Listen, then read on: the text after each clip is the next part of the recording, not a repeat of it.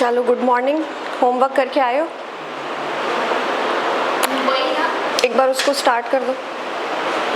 नहीं रुको, ठीक है। होमवर्क किए हो? किए हो? कौन सी न्यूज़ लाए हो बताओ। आ जाओ। राहुल गांधी को बेल मिल गई। अच्छा ठीक है। तो हुआ क्या था उनके साथ?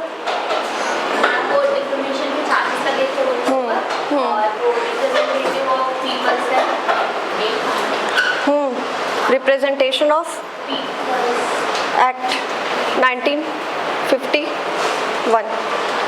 ठीक है, तो क्या है उस एक्ट में?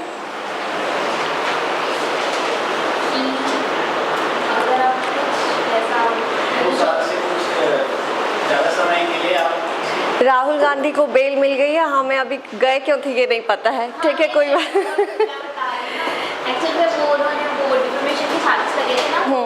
इससे पहले एक आर्टिकल था उन्होंने हटवा दिया था। उस आर्टिकल अगर वो रहता तो ऐसा था कि अगर कोई भी एमएलए या एमपी जो है कुछ भी क्राइम करता है तो वो उसका मेंबर रहेगा, कुछ होगा नहीं, उसके ऊपर कोई भी चार्जेस नहीं लगते। लेकिन उस टाइम पे राहुल गांधी ने इस आर्टिकल को हटवा दिया था और कोई चार्जेस उनके ऊपर भी लगते।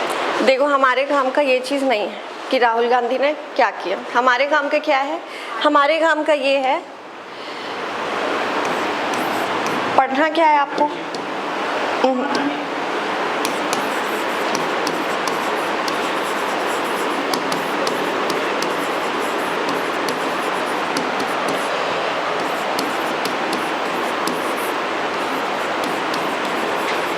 और ये क्या है? इम्पॉर्टेंट। ठीक है, डिस्क्वालिफिकेशन के क्या है? 3 चीज़ें हैं। ठीक है, पहला तो डिस्क्वालिफिकेशन जो पढ़ चुके होंगे पॉलिटी उनको पता होगा। अभी तुम लोग जो फर्स्ट अटेम्प्ट वाले उनको नहीं पता होगा। ठीक है, पॉलिटी पढ़ लोगे तो पता चलेगा। तो डिस्क्वालिफिकेशन का क्या है? डिस्क्वालिफिकेशन फ्रॉम लेजिस्लेचर या कह लो पार्लियामेंट। ठीक है, तो एक डिस्क्वालिफिकेशन तो ये होता है कि जो अब आओगे ना तो गेट बंद कर दिया करना। ठीक है, जो भी आओगे तो फिर डिस्क्वालिफिकेशन में क्या होता है? एक तो जो हमारा कॉन्स्टिट्यूशन कहता है अंडर शेड्यूल 10, ये क्या होता है? Anti defection law. ये सुने हो? दल बदल कानून। ठीक है, एंटी डिफेक्शन लॉ क्या होता है कि अगर आप दल बदल करते हो तो उसके भी क्राइटेरिया हैं। ठीक है, 1/3 इससे ऊपर। हाँ, जो गेट बंद कर देना, गेट लगा दो। ठीक है, तो पहला क्या हो गया? Schedule 10 anti defection. ये कौन तय करता है? ये स्पीकर तय करेंगे। ठीक है, तो इससे अगर आपने एंटी डिफेक्शन किया है तो आप क्या हो जाओगे? डिस्क्वालीफाई हो जाओगे। ठीक है, फिर एक होता है कुछ डिस्क्वालिफिकेशन, ये तो शेड्यूल है। ठीक है, कॉन्स्टिट्यूशन में कुछ डिस्क्वालिफिकेशन बताया है कॉन्स्टिट्यूशन ने भी। ठीक है, 3-4 उसमें भी है। उसके बाद इन 3 के अलावा एक कॉन्स्टिट्यूशन ने ये कहा है any other conditions as prescribed by law. ठीक है, वो कॉन्स्टिट्यूशन में लिखा है कि एज प्रिस्क्राइब्ड बाय लॉ। तो उसी लिए फिर पार्लियामेंट ने बनाया है क्या? RPA act 1951। फिर इसके अंदर बहुत सारे हैं। ठीक है, और उसमें एक है क्या कि अगर किसी को भी 2 या उससे अधिक साल की सज़ा होती है। ठीक है, कॉन्विक्टेड, एक्यूज और कॉन्विक्टेड मतलब समझते हो? एक्यूज मतलब आरोपित, और कॉन्विक्टेड मतलब जिसका प्रूफ हो चुका है। ठीक है, आरोपित है तो ज़रूरी नहीं है कि वो क्राइम उसने किया ही हो सकता है वो कोर्ट में इनोसेंट प्रूफ हो जाए। ठीक है, तो उसको क्या बोलते हैं? एक्यूज्ड बोलते हैं। ठीक है, उनके लिए नहीं है ये। अगर आप 2 साल से ज़्यादा के लिए कॉन्विक्टेड हो और 2 साल या उससे अधिक की आपको क्या मिली है? सज़ा मिली है, तब फिर उसमें क्या होता है? आपका डिस्क्वालिफिकेशन हो जाता है और फिर नेक्स्ट आप अगला 5 साल के लिए इलेक्शन में नहीं लड़ सकते मतलब। ठीक है, तो इसलिए हाँ, दोनों है सर, लाइव और रिकॉर्डेड दोनों हो रहे हैं। तो इसलिए क्या हुआ? ठीक है, बोल रहे हैं ना उनको 7 साल के लिए 8 साल के लिए बैन हो गए वो, इसलिए। ठीक है, हाँ जी, 8 साल के लिए। ठीक है, तो फिर जो भी होगा मतलब 6 और 8 वो इस इलेक्शन को इंक्लूड करके कोई अलग बोल रहा होगा कि अब इलेक्शन आएगा, है ना? तो 2 साल तो उनकी सज़ा है। ठीक है, उसके बाद इलेक्शन आएगा अभी, तो वो क्या हो जाते हैं? उनको बैन हो जाते हैं। ठीक है, डिस्क्वालीफाई हो जाते हैं। तो ये वाला अभी जो इलेक्शन आएगा वो नहीं लड़ पाएंगे। ठीक, अब बेल मिल गई वो अलग चीज़ है, लेकिन डिस्क्वालीफाई तो हो गए ना। ठीक है, सज़ा तो सुना दी गई, अब जेल में बस नहीं रहेंगे, बेल मिलने का ये फ़ायदा है, बाकी डिस्क्वालीफाई तो हो गए वो। ठीक है, तो ये जो भी अपना क्या है पार्ट 3 पेपर 3 पार्ट 2 पॉलिटी का पार्ट है। ठीक है, और ये आपको याद करना है, क्यों? क्योंकि इससे तो बहुत क्वेश्चन आते हैं, एंटी डिफेक्शन बहुत होता भी रहता है। महाराष्ट्र में हुआ, थोड़े पिछले साल महाराष्ट्र में हुआ है ना, पूरी सरकारें गिर गई, फिर बीजेपी की सरकार बन गई है ना, तो इसलिए एंटी डिफेक्शन इंपॉर्टेंट है। और ये डिस्क्वालिफिकेशन कौन तय करता है? स्पीकर करते हैं। ठीक है, और इधर जो करते हैं वो प्रेसिडेंट करते हैं। ठीक है, प्रेसिडेंट अनाउंस करेंगे और ये वाला स्पीकर डिसाइड करेंगे कि कौन डिस्क्वालीफाई होता है कि नहीं। वो पूरा पॉलिटी का पार्ट है, अच्छे से उसको पढ़ना बाद में जब पॉलिटी पढ़ोगे तो। ठीक है, तो आज की न्यूज़ स्टार्ट करते हैं। अप्रैल वीक 1 पार्ट 1। नगरी दुबराज, सुने क्या? ये न्यूज़ में बहुत चल रहा था, है ना। नगरी दुबराज के पहले जीआई टैग मिला है क्या छत्तीसगढ़ में? किसको मिला है? जीरा फूल। ये क्या कब आया था? एग्जाम में आया था इसी साल वाले में, 2000 जीआई टैग मिला है, मतलब ये इस साल नहीं मिला है, मतलब इस वो क्वेश्चन पेपर बता रही हूँ, पुराना भी नहीं है, उसी के आसपास 19 में मिला था, ये 2019 में मिला था, 21 के पेपर में आया था। ठीक है, प्रीलिम्स में। क्या? जीरा फूल को जीआई टैग। और ये क्वेश्चन बहुत सारे लोग कंफ्यूज हुए थे क्योंकि उसमें नगरी दुबराज भी दिया था ऑप्शन में, बहुत सारे लोग नगरी दुबराज भी मार के आए थे। ठीक है, लेकिन आंसर लिया था सीजीपीएससी ने जीरा फूल। ठीक, तो चलिए स्टार्ट करते हैं। क्या है हमारा आज का? नगरी Dubraj got the GI tag in the meeting of Geographical Indication Committee held at Gwalior on November 29, 2021. Approval was given to give GI tag to नगरी दुबराज। अब नगरी दुबराज के क्या है 2021 में मिला था, इसीलिए बहुत सारे लोग नगरी दुबराज लगा के आए थे। ठीक है, लेकिन वो पूरा स्टैब्लिश नहीं हुआ था आई गेस, इसलिए जीरा फुल लिया था उन्होंने आंसर। ठीक है, variety of paddy in Dhamtari development block of Chhattisgarh. ठीक है, तो जीआई टैग किसको मिला है? नगरी दुबराज को। इसके लिए अप्लाई किसने किया था? मैंने बताया था जब जीआई टैग पढ़ाई थी तो कि अप्लाई स्टेट ही करता है। ठीक है, मतलब जिसका होता है वो अप्लाई करेगा, ऐसे किसी को भी वो खुद से नहीं देंगे, उनको कैसे पता चलेगा किसको देना है ना, तो किसी को अप्लाई करना पड़ता है। तो किसने किया है? अंडर द गाइडेंस ऑफ, ये मैंने बार बार क्या बोला है, इंदिरा गांधी एग्रीकल्चर यूनिवर्सिटी क्या है? इंपॉर्टेंट है। क्यों? रायपुर में सारे एग्रीकल्चर से रिसर्च वर्क यही करती हैं। ठीक है, और इनका नाम जो है बहुत ज़्यादा आएगा क्योंकि करंट अफेयर्स छत्तीसगढ़ का जो है, मान के चलो 50 to 60% न्यूज़ हमेशा एग्रीकल्चर रिलेटेड ही रहेगी। ठीक है, क्योंकि स्कीम्स भी एग्रीकल्चर रहती है और जब भी करंट अफेयर्स पढ़ोगे एक ना एक कोई ना कोई न्यूज़ रहेगा जो एग्रीकल्चर रिलेटेड रहेगा। ठीक है, नगरी Dubraj productive women self help group, माँ दुर्गा सेल्फ हेल्प ग्रुप, ये नाम ध्यान रखना। ठीक है, किसने अप्लाई किया था? Maa Durga women self help group of village Bagrum Nala, Nagri district of Dhamtari. ठीक है, नगरी दुबराज है ना, उसका नाम नगरी दुबराज इस जगह के नाम से पड़ा है। ठीक है, क्योंकि धमतरी के नगरी नाम के गांव से निकला है। ठीक है, और दुर्गा माँ दुर्गा सेल्फ हेल्प ग्रुप वालों ने अप्लाई किया था। ठीक है, चलो ये तो अप्लाई किसने किया था हो गया। फिर आगे आओ, नगरी दुबराज इज द, अभी जो ऊपर बताई। ठीक है, it is the second crop of state which has got the GI tag.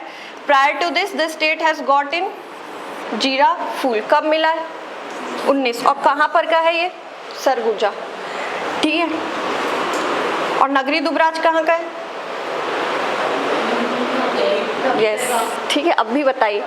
हाँ, ठीक है, धमतरी के नगरी जगह, नगरी नाम का एक गांव है, वहाँ का है नगरी दुबराज। ठीक है, और कहाँ है? धमतरी में। और ये जीरा फूल कहाँ का है? सरगुजा। ठीक है, जीरा फूल सरगुजा का। और कब मिला था? 2019 में जीरा फूल को मिला था और 2021 में नगरी दुबराज। ठीक है, चलिए आगे बढ़ते हैं। अबाउट नगरी दुबराज, देखो नगरी दुबराज बेसिकली क्या है कि बहुत ज़्यादा खुशबूदार राइस होता है। ठीक है, इसको जब पकाते हैं तो बहुत, जैसे बासमती को भी पकाते हैं तो खुशबू आती है ना, वैसी नगरी दुबराज में भी खुशबू आती है, इसलिए इसको छत्तीसगढ़ का बासमती भी बोलते हैं। ठीक है, बासमती ऑफ छत्तीसगढ़ पूछेगा तो क्या होगा? नगरी दुबराज। ठीक है, it is a traditional fragrant rice variety which has a lot of fame and demand outside Chhattisgarh as well. ठीक है, छत्तीसगढ़ के बाहर भी बहुत फेमस है ये। अब इसमें ये कहते हैं, देखो क्या लिखा है, श्रृंगी ऋषि आश्रम एरिया ऑफ सिहावा कहाँ पर है? धमतरी पे है। ठीक है, सिहावा धमतरी में ही है। ठीक है ना, और बहुत फेमस जगह है। To be the origin place of Nagri Dubraj. नगरी दुबराज का ये कहते हैं कि जो सिहावा नगरी आश्रम है, ठीक है, श्रृंगी ऋषि आश्रम, जो कि कहाँ पर है, सिहावा में, तो यहाँ पर से इसका ओरिजिन हुआ है। इसके हिसाब से ये कहते हैं, ये सुने हो क्या, पुत्रेष्ठी, देखो इंग्लिश में यजना लिखते हैं पर पढ़ते उसको यज्ञ ही है, ठीक है, यज्ञ नहीं लिखते, ऐसा नहीं लिखते, यजना लिखते हैं, ठीक है, वो ब्रिटिशर्स है वैसा ही देकर गए, पर ये एक्चुअली क्या चीज़ है, यज्ञ, जैसे अश्वमेध यज्ञ, तो यज्ञ नहीं लिखते, यजना टाइप लिखते हैं इंग्लिश में, ठीक है। तो पुत्रेष्ठी यज्ञ क्या होता है, पुत्रेष्ठी यज्ञ मतलब जिनकी संतान नहीं हो रही होती, बच्चे नहीं हो रहे होते, तो उनके वो जो यज्ञ करते हैं ना पुत्र प्राप्ति के लिए, उसी को क्या कहते हैं, पुत्र, लिखा ना पुत्र इष्टि, ठीक है। तो दशरथ जी के पुत्र नहीं हो रहे थे, जो 4 उनके पुत्र हुए वो कैसे हुए, खीर दिया गया, उन्होंने यज्ञ किया था, ये स्टोरी पता है ना, कि उन्होंने क्या किया था, दशरथ जी ने यज्ञ करवाया था, फिर वहाँ कुंड से क्या निकली थी, कटोरी भर के खीर निकली थी, फिर रानियों ने खीर खाए तो उनकी पुत्र प्राप्ति हुई उनको। तो राम जी और जितने भी भाई थे चारों, वो सारे ऐसे यज्ञ से पैदा हुए, ठीक है। तो वही चीज़ लिखी है कि श्रृंगी ऋषि, और श्रृंगी ऋषि राम जी से रिलेटेड है कि नहीं है, ठीक है, राम वन गमन पथ में भी आता है ये सिहावा, ठीक है, धमतरी वाला एरिया। राम वन गमन पथ क्या है, इम्पॉर्टेंट है, ठीक है, वो कभी फिर से न्यूज़ में आएगा तो उसको पढ़ाऊंगी, ठीक है, वो इम्पॉर्टेंट है, बहुत ज़्यादा इम्पॉर्टेंट है, ठीक है। तो श्रृंगी ऋषि आश्रम area of Sihawa is considered to be the origin place of Nagari Dubraj. According to religious beliefs, Shringi Rishi Ashram is related to Putreshthi Yagya organized by कौन, Dasharath, to get a child and birth of Lord Ram, ठीक है। और ये सब तो आजकल बहुत चल रहा है, कल हनुमान जयंती थी, उसके पहले रामनवमी थी, तो ये सब पता होना चाहिए, ठीक है। फिर क्या है, और क्योंकि छत्तीसगढ़ में क्या है, राम वन गमन पथ है, ठीक है, छत्तीसगढ़ में ही सबसे ज़्यादा 13 साल राम जी कहाँ रहते, छत्तीसगढ़ में रहते, 14 वर्ष के वनवास में 13 साल यहीं रहे, तो छत्तीसगढ़ में इम्पॉर्टेंट है। और अभी चांदखुरी में क्या बना है, चांदखुरी कहाँ पर है,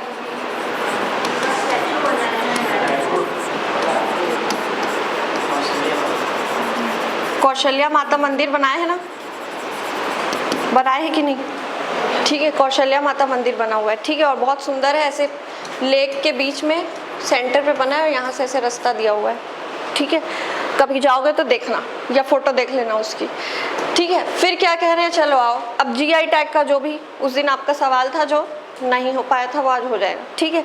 तो GI टैग के बारे में क्या कह रहा है, जब भी आंसर लिखोगे ऐसे लिखना है, ठीक है, हम अपने से क्या है बतौले नहीं दे रहे हैं, हम क्या बता रहे हैं जो वर्ल्ड इंटेलेक्चुअल प्रॉपर्टी ऑर्गेनाइजेशन ने बताया है। और ये इंपॉर्टेंट है क्योंकि ये क्या करता है, बहुत सारे इंडेक्स रिलीज करता है, जैसे वर्ल्ड इकोनॉमिक फोरम है ना, सुने हो क्या नाम, वर्ल्ड इकोनॉमिक फोरम बहुत इंपॉर्टेंट है, बहुत सारी रिपोर्ट्स और इंडेक्स रिलीज करते हैं, ठीक है।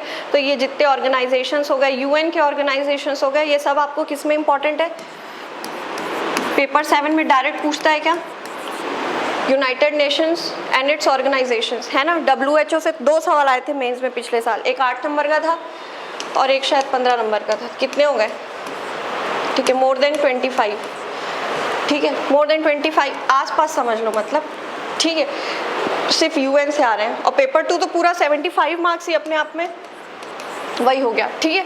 तो ये इंपॉर्टेंट है। वर्ल्ड इंटेलेक्चुअल प्रॉपर्टी ऑर्गेनाइजेशन क्या करता है, GI टैग उसके अकॉर्डिंग वो अपना डेफिनेशन दे रहा है, ठीक है।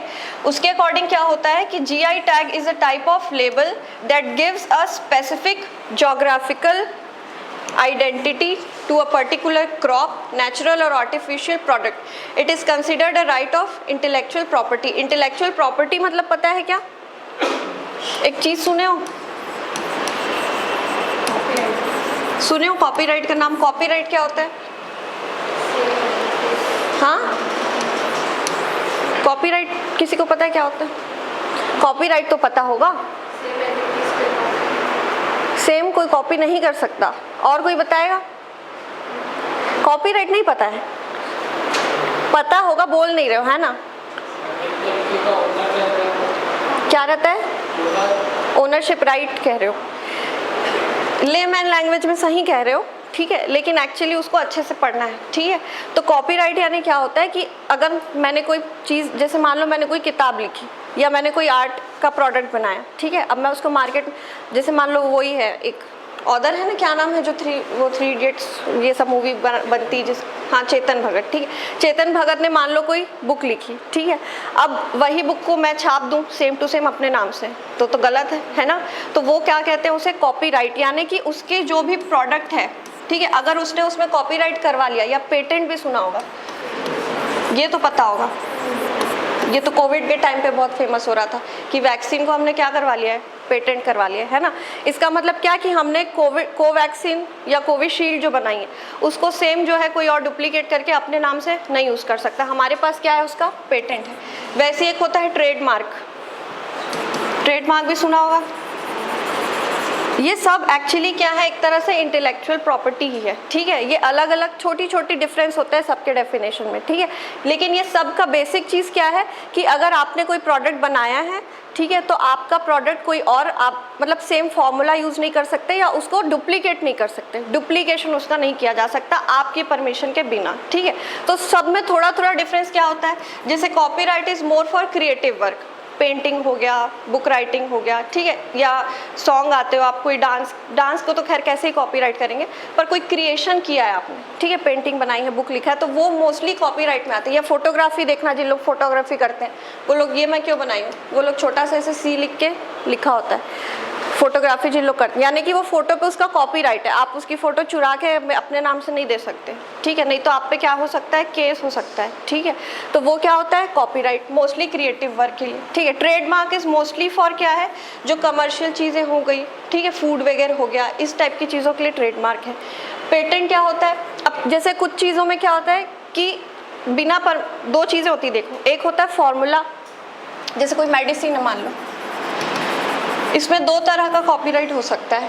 एक तो ये है कि आप ये बना ही नहीं सकता, जो मतलब जिसने इन्वेंट किया उस मेडिसिन को, उसके अलावा कोई दूसरा बना ही नहीं सकता उस। और दूसरा क्या होता है कि आप बना सकते हो वो मेडिसिन, लेकिन वो फॉर्मूला यूज़ नहीं करोगे या उनकी प्रोसेस कॉपी नहीं कर सकते आप। मतलब जैसे आप मान लो खीर बना रहे हो, तो या तो खीर आपने बनाना, खीर को अगर आपने इन्वेंट किया है तो आप एक तरह का करवा लोगे तो उसमें कोई और खीर बना ही नहीं सकता, ठीक है। और दूसरा क्या होता है कि आप एक दूसरे प्रकार का कॉपीराइट क्या होता है कि अगर आपने खीर तो बना लिया, ठीक है, तो आप ये बोलोगे कि ठीक है खीर बना सकते हैं, लेकिन जो प्रोसेस से मैं बनाया हूँ कि पहले मैंने, ठीक है, एक्चुअली होता है कुकिंग वाले भी डिशेस में भी कई लोग लगा देते हैं, ठीक है, पेटेंट वगैरह लग जाते हैं, जैसे लेज वगैरह आता है उन सबके में लगा हुआ रहता है, ठीक है, कि अगर हमारा प्रोसेस क्या है कि मैं उस दिन बता रही थी ना पर्टिकुलर कौन सा, तो आलू यूज़ करते हैं वो लोग, वो आलू पे क्या है कॉपीराइट है, कोई और वो आलू उगा ही नहीं सकता, ठीक है। तो चिप्स आप बना सकते हो घर पे, लेकिन उनका जो प्रोसेस है वही पर्टिकुलर आलू और वही मशीन्स, वही सॉल्ट या जो भी वो उसमें डालते हैं, ठीक है, मसाले, वो सब मसाले आप यूज़ नहीं कर सकते। तो मेडिसिन में वही होता है। मेडिसिन क्या है, केमिकल ही तो है, तो 2-3 केमिकल को मिला करके क्या बन रही है, मेडिसिन। तो आप जो है एंड प्रोडक्ट भले जैसे एल्बेंडाजोल हो गई, ठीक है, तो एंड प्रोडक्ट आप एल्बेंडाजोल बना दो जो वॉर्म्स को किल करेगा, पर आप उनके केमिकल्स या उनके प्रोसेस यूज़ नहीं कर सकते, ठीक है। तो फिर वो अलग अलग प्रकार के, ये सब डिफरेंस उसी में आ जाता है, ठीक है। तो ये तो कॉपीराइट एक सबसेट हो गया, और ये सब को मिलाकर क्या बोलते हैं, इंटेलेक्चुअल प्रॉपर्टी, ठीक है। और इंटेलेक्चुअल प्रॉपर्टी राइट्स मतलब उस प्रॉपर्टी का आपको जो राइट दे रहे हैं कि उस चीज़ को सिर्फ आप यूज़ करोगे और कोई डुप्लीकेशन नहीं कर सकता उसका, उसको क्या कहते हैं, इंटेलेक्चुअल प्रॉपर्टी राइट्स। समझ में आई बात, ठीक। तो ये सब जो है कॉपीराइट, पेटेंट, ट्रेडमार्क, ये सब किसके अंडर आते हैं, इंटेलेक्चुअल प्रॉपर्टी राइट्स के अंडर आते हैं, ठीक है। चलो आगे बढ़ते हैं। तो ये क्या कर रहे हैं, वर्ल्ड इंटेलेक्चुअल प्रॉपर्टी ऑर्गेनाइजेशन, कि इससे क्या होता है, ज्योग्राफिकल इंडिकेशन भी एक तरह का इंटेलेक्चुअल प्रॉपर्टी, ठीक है। इसका भी वही तो है एक तरह से कॉपीराइट, कि नगरी दुबराज है तो उसको कोई और जो है वो जो जैसे पाशमीना बताई थी क्लास में, याद है, ठीक है। तो ये उतना स्ट्रिक्ट नहीं, इसमें क्या है, पाशमीना बोल आप बना सकते हो, अब डुप्लीकेट बेचते हैं लोग, पर वो पाशमीना नहीं होता, और वो सस्ता हो, आपको समझ में भी आ जाएगा। एक्चुअल पाशमीना तो लाखों में आता है, ठीक है, और अगर आपको वो 1-2 हज़ार में पाशमीना शॉल बोल के दे रहा है, मतलब बेवकूफ़ बना रहा है, ठीक है। एक बार मेरे साथ हुआ था, तब मुझे ज़्यादा नॉलेज नहीं थी दिन दुनिया की, तो मेरी एक फ्रेंड थी, उसको जैगवर की गाड़ी आती है, सुने हो क्या, हाँ, महंगी होती है वो, तो तो उसको बहुत पसंद थी, वो ब्रांड बहुत पसंद था, उसकी गाड़ी बहुत पसंद थी। तो एक बार मैं सोची उसके लिए कुछ पर्स टाइप का कुछ लेने गई थी, तो वो शॉपकीपर ने एक दिखाया, उसमें उसके जैगवार का लोगो बना हुआ था, ठीक है, और वो पर्स कितने का था? 700। अब मुझे तो पता नहीं था, ठीक है, तो मुझे लगा, मैंने उससे पूछा भैया रियल का है ये, ब्रांडेड है जैगवार वाला? कहते हैं हाँ जैगवार वाला, इसीलिए तो 700 का है, बाकी पर्स 400 के हैं, ये तभी तो 700 का है। ठीक है, तो मैंने सोचा वाह यार खुश हो जाएगी, उसके लिए जैगवार की पर्स ले लेंगे, तो खरीद लिया मैंने ये नहीं सुना था, बहुत पहले की बात है, मतलब आज से 10 साल पहले की बात होगी, ठीक है। तो मैंने खरीद लिया, फिर मुझे पता चला कि 700 नहीं, वो 7000 में, एक तो आता ही नहीं है शायद उसका, ऐसा पर्स वर्स नहीं निकालते वो, ठीक है, वो कार की कंपनी है ठीक है, और निकालते भी होंगे तो 700 में तो नहीं मिलेगा, वो ओरिजिनल बोल के डुप्लीकेट को ही महंगा करके दिया उसने, ठीक है। तो वही चीज़ है, पाशमीना को आपको अगर 1-2 हज़ार में मिल जाए मतलब बेवकूफ़ बना रहे हो, ठीक है ना, वो पाशमीना नहीं है। तो वही चीज़ है, ठीक है। Geographical indication tag is a type of label, तो इससे क्या होता है, आपको जोग्राफिकल आइडेंटिटी मिलती है, क्योंकि ये पर्टिकुलर जोग्राफिकल आइडेंटिटी के लिए है, ठीक है, उसका नाम ही है geographical indication tag of a particular crop, artificial और नेचुरल, ये आपको याद रखना है, ठीक है। ऐसा ज़रूरी नहीं है कि वो नेचुरल हो तभी मिलेगा या आर्टिफिशियल होगा तो नहीं मिले, आप खुद से भी अगर आपने, जैसे GM क्रॉप्स हो गए, ठीक है, उनको भी तो क्या कर रहे हैं, जेनेटिकली मॉडिफाई कर रहे हैं, है ना, तो वो एक तरह से पर्टिकुलर, पूरा आर्टिफिशियल नहीं कहेंगे पर आधा तो आर्टिफिशियल ही आपको, आप उसको साइंटिफिकली क्रिएट कर रहे हो, है ना, तो वो सारी चीज़ें इसमें आएंगी, नेचुरल भी आएगी और आर्टिफिशियल भी आएगी, ठीक है, ये दोनों को कवर करेगा। फिर चलो आगे, GI tag is a type of IPR, इसको क्या बोलते हैं शॉर्ट में, IPR बोलते हैं, ठीक है, intellectual property rights, in which quality and importance of any product is determined by the geographical environment of that particular place. In this, place of origin is recognized. अभी ऊपर क्या बताया मैंने, place of origin नगरी दुबराज का Sihawa origin, हाँ सिहावा मतलब ancient time में सिहावा ले लो, पर अभी नगरी विलेज ऑफ धमतरी डिस्ट्रिक्ट, ठीक है। तो वही कह रहे हैं कि प्लेस ऑफ ओरिजिन को क्या करते हैं, रिकॉग्निशन देते हैं, ठीक है। द इंडियन पार्लियामेंट, अब इसके लिए ये तो मैंने क्या बताया, वीपो के हिसाब से, वर्ल्ड इंटेलेक्चुअल प्रॉपर्टी राइट्स के हिसाब से, इंडियन पार्लियामेंट क्या कर रही है, हमारी सरकार क्या बोल रही है, इट हैड इम्प्लीमेंटेड द, ये एक्ट आपको याद रखना है, geographical indications of good and goods, ये ऐसा है, ठीक है, एक्ट 1999। तो geographical indication of goods registration and protection act 1999, ठीक है। तो ये क्या क्या बताएगा आपको, रजिस्ट्रेशन करने का और प्रोटेक्शन करने के प्रोविजंस है इसमें, और कब पास हुआ ये, 1999 में, ठीक है।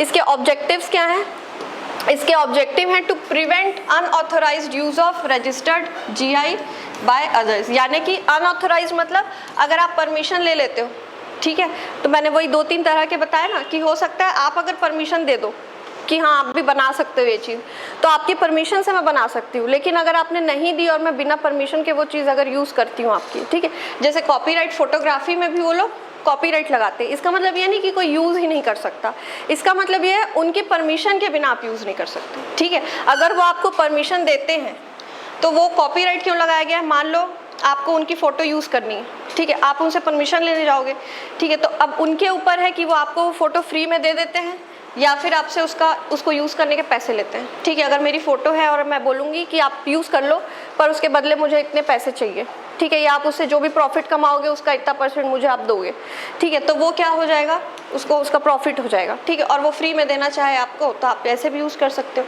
लेकिन आपको एट द एंड परमिशन लेनी पड़ेगी, ठीक है। तो यही क्या होता है, अनऑथोराइज्ड यूज़ आप नहीं कर सकते, ठीक। The GI provides protection to the new or unique goods manufactured or produced by the individuals or association of persons etc. 2 चीज़ें आपको पता चली, पहला तो क्या कि नेचुरल और आर्टिफिशियल दोनों के लिए है, और दूसरा क्या कि इंडिविजुअल और एसोसिएशन दोनों ही अप्लाई कर सकते हैं इसमें, ठीक है। किसी इंडिविजुअल ने भी कुछ उगाया है, मान लो GI टैग, अब वो तो सेल्फ हेल्प ग्रुप ने उगाया था, ठीक है, लेकिन अगर किसी इंडिविजुअल, किसी एक पर्सन ने कुछ, जैसे आजकल आते हैं ना रंगीन गोभी उगा रहे हैं, ठीक है, कलर वाली गोभियाँ, तो अगर उसमें कुछ ऐसा खासियत है कि उसको GI टैग मिलना चाहिए और आपने उगाई है वो चीज़, तो आप GI टैग के लिए अप्लाई कर सकते हो, ठीक है। तो ये 2 चीज़ आपको याद रखनी है। फिर आइए, who issues the GI tag in India, ये क्वेश्चन आपने पूछा था उस दिन, है ना। तो पूछे थे ना जीआई टैग कौन इशू करता है, तो आज हम वो चीज़ देख लेंगे कि GI tag are issued as per the, अभी जो मैंने एक्ट बताया उसके प्रोविजन के अंडर इसको इशू किया जाता है। और मैंने क्या बोला था, एक एजेंसी इशू करती है सेंट्रल गवर्नमेंट की, वो कौन है, ज्योग्राफिकल इंडिकेशन रजिस्ट्री। कौन से डिपार्टमेंट में आती है, डिपार्टमेंट ऑफ DIPIT, जिसको पहले DIPP बोलते थे, ठीक है। Department of industrial promotion and internal trade, ministry of commerce and industry, ठीक है। तो ministry of commerce and industry के अंडर कौन सा डिपार्टमेंट आएगा, industrial promotion and internal trade.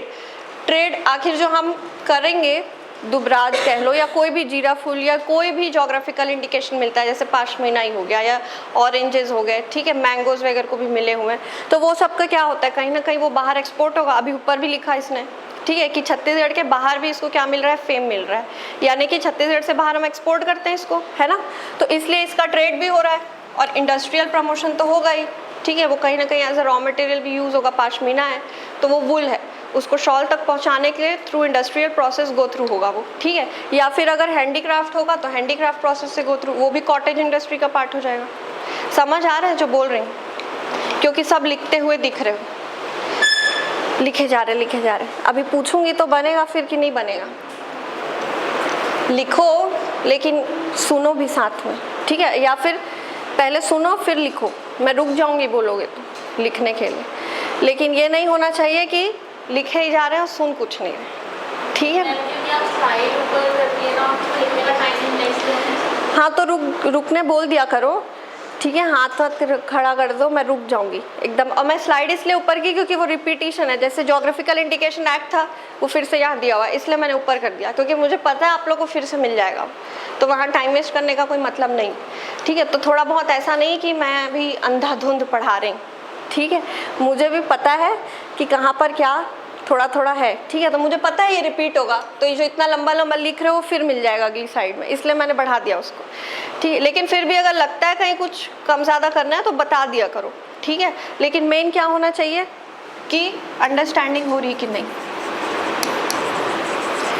क्योंकि मैं क्वेश्चंस जब करवाऊंगी, ठीक है, क्वेश्चन आंसर स्कीम वाली क्लास में तो थे आप, स्कीम वाली क्लास में मैं क्या करवाई थी, क्वेश्चन आंसर करवाई थी, तो समझ आता है कि ध्यान से सुन रहे हो तो भी क्वेश्चंस नहीं बनते, ठीक है, और ध्यान से नहीं सुन रहे हो तब तो खेल खत्म, ठीक है।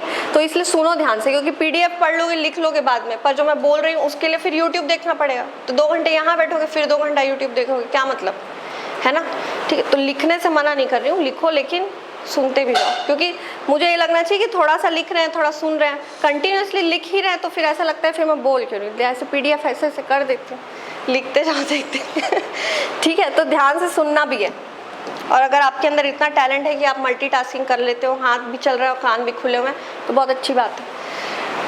चलो तो बताओ कि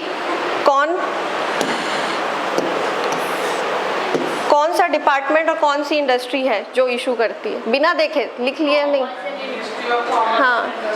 हाँ और डिपार्टमेंट मैंने एक बार तुम लोग को मिनिस्ट्री नहीं याद होती तो चल जाता, डिपार्टमेंट में क्या कह रही हूँ इतना लंबा सा समझाई अभी, ताकि डिपार्टमेंट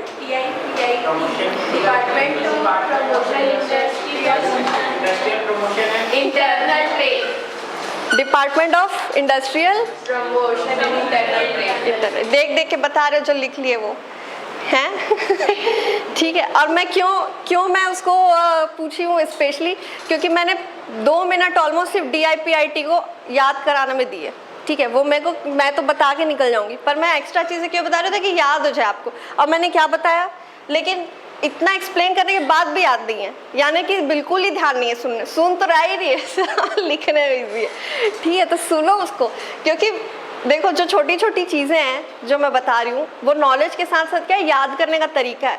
तुम ऐसे DIPIT तो चलो शॉर्ट फॉर्म भी नहीं बताई होती तो इतना लंबा याद भी नहीं रहता, ठीक है। और वो भी, और उसके आगे जो 2 मिनट कहानी सुनाई वो नहीं बताऊंगी या नहीं सुने होते तो बिल्कुल याद नहीं होता, ठीक है। एक बार और बता देती हूँ, ध्यान सुनना। इसको याद करने के लिए मैंने क्या बताया आपको, कहाँ चला गया, हाँ, it is issued by department of industrial promotion and internal trade, ठीक है। तो मैंने क्या कहानी सुनाई, इंडस्ट्रियल प्रोसेस के गो थ्रू होता है कि नहीं। जैसे मैंने क्या किया, पश्मीना का एग्जांपल दिया, ठीक है, या कोई भी जैसे मैंगोज हैं, ऑरेंजेस, या कोई भी चीज़ जिसको जीआई टैग मिली है, तो पश्मीना क्या है, वो तो वुल है, ठीक है, भेड़ से निकाला हुआ। अब उसको शॉल बनाने के लिए, हाँ मतलब वो एक तरह की गोट ही होती है पश्मीना, ठीक है। आपने भेड़ बोला, हाँ गोट है, गोट, पश्मीना इज गोट, ठीक है, भेड़ गलती से निकल गया होगा मुझसे, जो ऐसे वुल करो तो मन में भेड़ की इमेज आती है ना, तो वैसे ही निकल गया। और पश्मीना बकरी होती है, लेकिन ये याद रखना, ठीक है।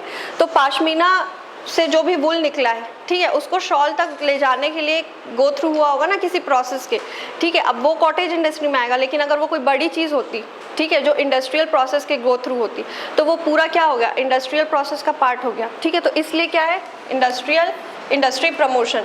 और वो जो भी होगा, पश्मीना के पूरे भारत में और भारत के बाहर भी एक्सपोर्ट होता है, ठीक है। नगरी दुबराज में ऊपर क्या उसने बोला कि फेमस आउटसाइड छत्तीसगढ़ ऑल्सो, ठीक है, यानी कि हम बाहर क्या कर रहे हैं, उसका ट्रेड कर रहे हैं, ठीक है। तो इसलिए क्या हुआ, industrial promotion and internal trade and department of commerce and industry.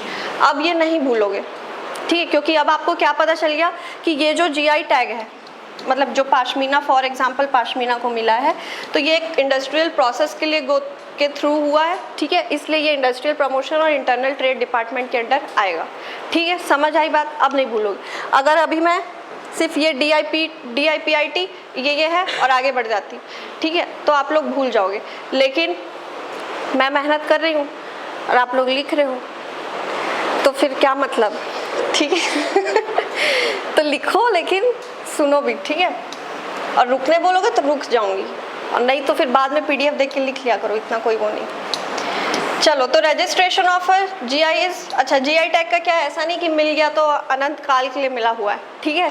GI tag अगर आपको मिला है तो 10 साल के लिए मिलता है, ठीक है। इट कैन बी रीन्यूड, फिर आपको रीन्यू कर देते हैं from time to time for the further period of 10 years each, यानी 10 साल के लिए मिलता है और हर 10 साल में रीन्यू कर दिया जाता है, ठीक है। तो ये 10 साल क्यों रखा है, या रीन्यू करना और या फिर कैंसिल करने का क्या होता है, जैसे मान लो नगरी दुबराज को मिला GI टैग, ठीक है, अब उनको अगर ये 10 साल बाद फील होता, अब GI टैग का मेन पर्पस एक्चुअली क्या है, प्रोटेक्शन है,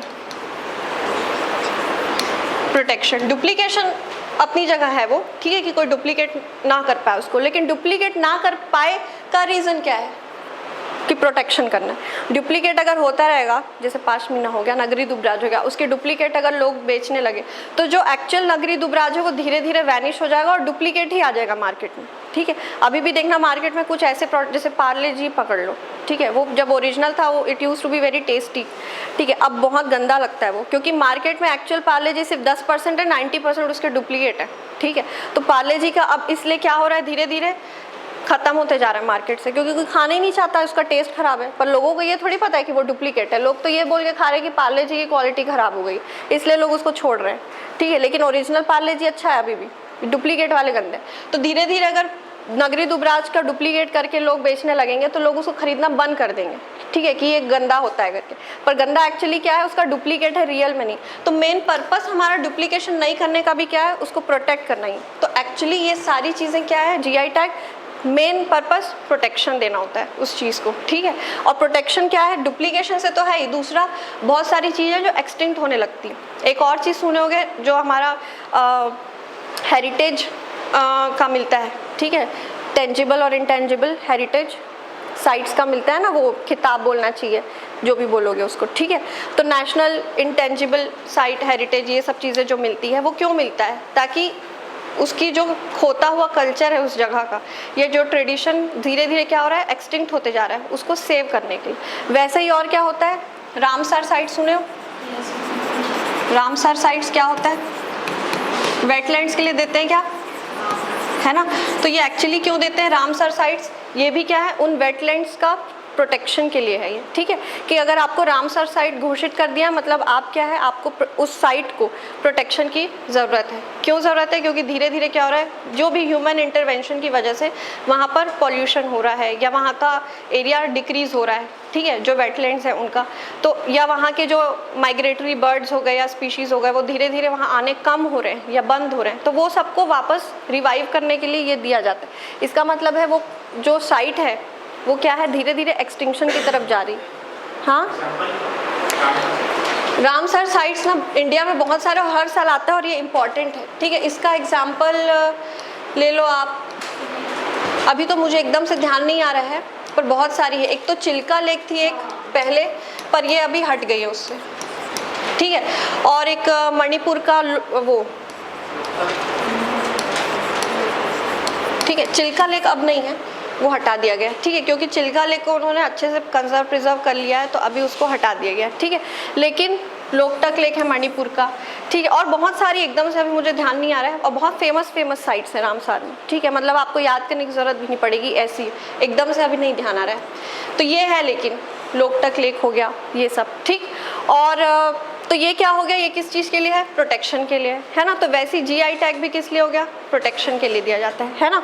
तो इसलिए क्या कह रहे हैं, रिन्यू क्यों करवा रहे हैं। अगर मान लो 10 साल आपको दिया गया है, अब आपने उससे कमाई तो खूब कर ली GI टैग के नाम से, लेकिन उसका प्रोटेक्शन नहीं कर पाए अगर आप, ठीक है, तो कहीं ना कहीं, या फिर आप उसका डुप्लीकेशन हो ही रहा है, कहीं ना कहीं आप उस चीज़ का अगर प्रोटेक्शन नहीं कर पाते हो तो फिर उसको क्या हो जाएगा, हटा दिया। मान लो नगरी दुबराज आपके अलावा और भी 10 लोग फिर उगाने लग जा रहे हैं, तो फिर आपका जोग्राफिकल जो क्वालिटी थी वो तो चली गई ना नगरी दुबराज की, समझ रहे हो। तो फिर वो फिर हटा देते हैं उसको, ठीक है। तो ऐसे वो एक तरह से चेक्स एंड बैलेंसेस के लिए किया गया है, ठीक है, ताकि जैसे सरकार ने क्या किया था बीच में कि टीचर्स, सरकारी टीचर्स जो होते हैं, बीच में बहुत आया था कि उनका क्या करेंगे, हर साल या हर 5 साल में उनका वो होगा, मतलब क्या बोलते हैं, जैसे प्राइवेट कंपनीज़ में होता है ना, उनका रिनोवेशन नहीं कह सकते, मतलब उनकी एक रिपोर्ट तैयार होगी, परफॉर्मेंस रिपोर्ट जैसी, ठीक है। अगर उनकी परफॉर्मेंस एक लेवल से ऊपर आती है तभी तो वो कंटिन्यू रहेंगे, अदरवाइज उनको नौकरी से निकाल दिया जाएगा।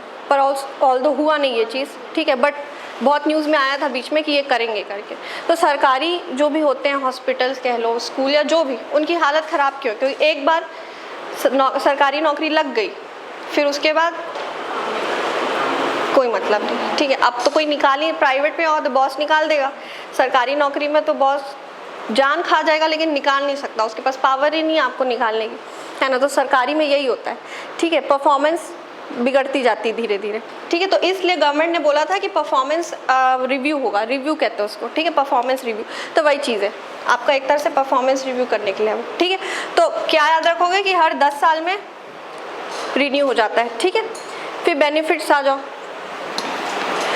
नगरी दुबराज को करने के लिए क्या बेनिफिट्स है वो देखो पहले, कि it is demand will increase in the country as well as abroad. जैसे कड़कनाथ को जब मिला था, कड़कनाथ क्या चीज़ है, मुर्गा है, ठीक है। ये मैंने बताया था कि MP और CG दोनों ने डाला था, लेकिन वो सैडली MP को मिल गया, CG को नहीं मिल पाया, ठीक है।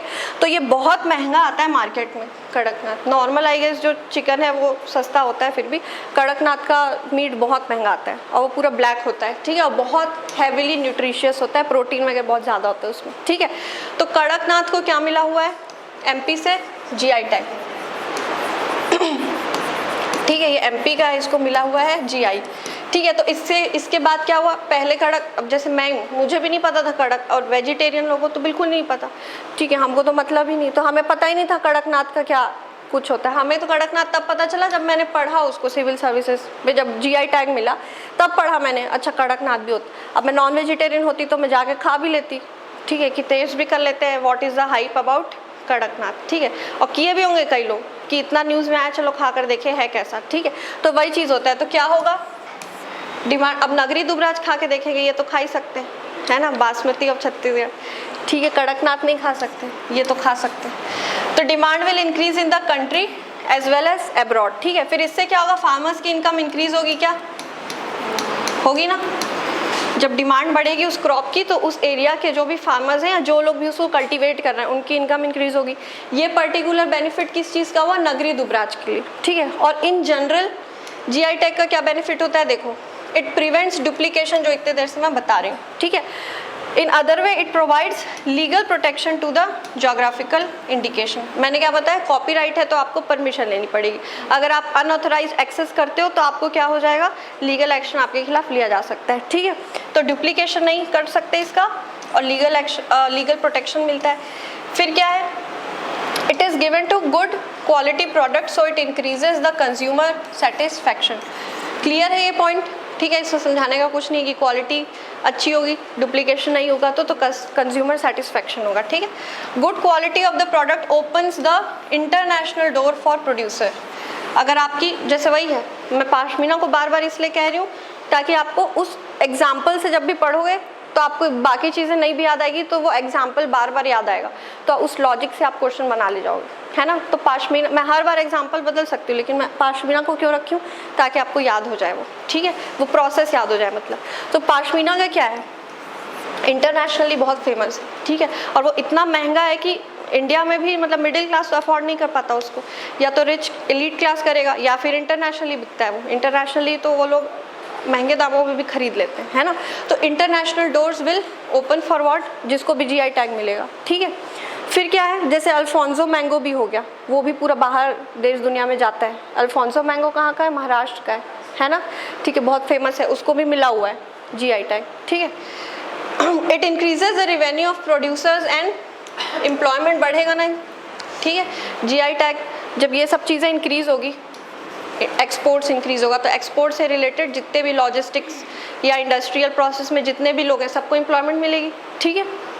तो एम्प्लॉयमेंट बढ़ा, रिवेन्यू बढ़ा, ठीक है, revenue of producers and employment in the region, ठीक, समझ आया। तो इसमें क्या क्या हुआ, पहला तो डुप्लीकेशन नहीं होगा, डुप्लीकेशन नहीं होगा और लीगल प्रोटेक्शन मिलेगा, ठीक है। दूसरा क्या होगा, क्वालिटी इंक्रीज होगी। तीसरा, कंज्यूमर सेटिस्फैक्शन बढ़ेगा, ठीक है।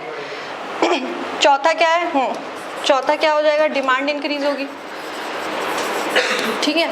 फिर क्या हो रहा है, इंटरनेशनल एक्सपोर्ट्स बढ़ेंगे और एम्प्लॉयमेंट और रेवेन्यू बढ़े, ठीक है। तो ये 6 पॉइंट आप छोटा छोटा याद कर लोगे।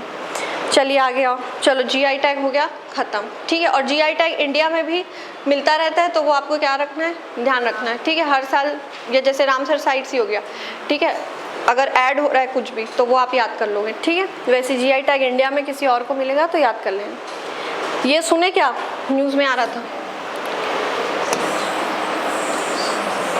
रेडियो संगवारी, ठीक है, रेडियो संगवारी नाम से डिजिटल रेडियो स्टेशन स्टार्ट किया किन्होंने, हमारे चीफ मिनिस्टर भूपेश बघेल जी ने, ठीक है।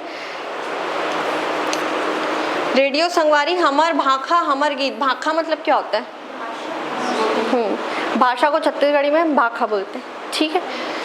हमर भाखा हमर गीत, यानी कि हम अपने छत्तीसगढ़ी बोली में हम इसको चलाएंगे रेडियो संगवारी को, ठीक है। तो चलिए आगे बढ़े।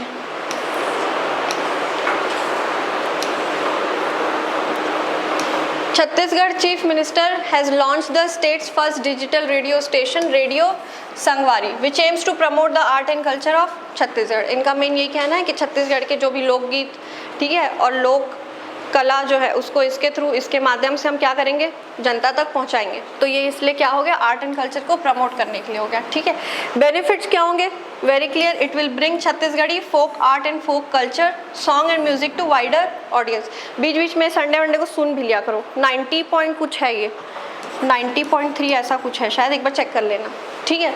तो बीच बीच में सुन लिया करो, कुछ पता चल जाएगा, थ्रू अ डिजिटल प्लेटफॉर्म, ठीक है। फिर क्या है, radio Sangwari could be powerful medium to revive and promote the vanishing culture and tradition, यानी कि धीरे धीरे वही है कि हमारा कल्चर जो है ख़त्म होते जा रहा है, छत्तीसगढ़ का लुप्त होते जा रहा है, तो उसको बचाने के लिए इसको स्टार्ट किया गया है, ठीक है।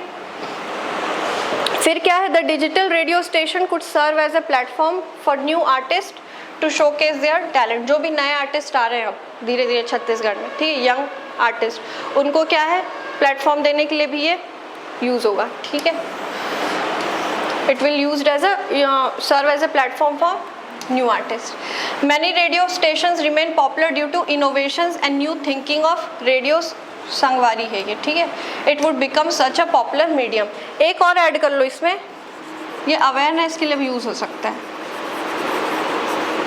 इसमें चाहे आप ऐड डाल के करो या थ्रू गीत या लोक कल्चर जो भी है, लोक कला लोकगीत, इसके माध्यम से आप लोगों के बीच क्या कर सकते हो, अवेयरनेस भी फैला सकते हो, जागरूकता फैलाने का भी काम ये कर सकते हैं।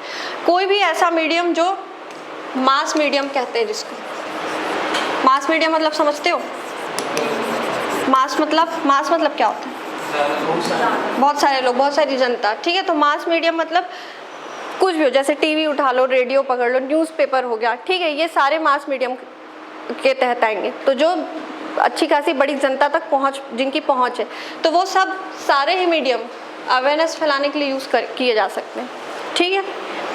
तो ये वाला एक पॉइंट ऐड कर लेना, अवेयरनेस वाला। और बाकी तो ये है इनोवेशंस एंड न्यू थिंकिंग, ठीक है। ये कैसे होगा इनोवेशन एंड न्यू थिंकिंग, कोई बताया? वो कल्चर को जो टॉपिक बता रहा है उसको एक प्लेटफॉर्म प्रोवाइड किया जा रहा है, तो कोई इनोवेशन ही होगा? नहीं, वो तो अपना प्लेटफॉर्म कोई ना कोई तो, अगर यहाँ नहीं तो टीवी में आ जाएंगे। ये एक एक्स्ट्रा प्लेटफॉर्म एक तरह का, लेकिन how it will be use for innovations and new thinking. जैसे मान लो, हाँ जी, हाँ, उससे इनोवेशन क्या हो रहा है?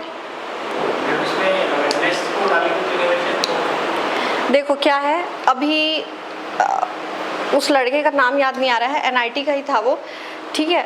वो उस लड़के ने क्या किया, एक स्टार्टअप चालू किया है, ठीक है, स्टार्टअप, उनका नाम मुझे ध्यान नहीं आ रहा। हाँ, इलेक्शन वाला नहीं।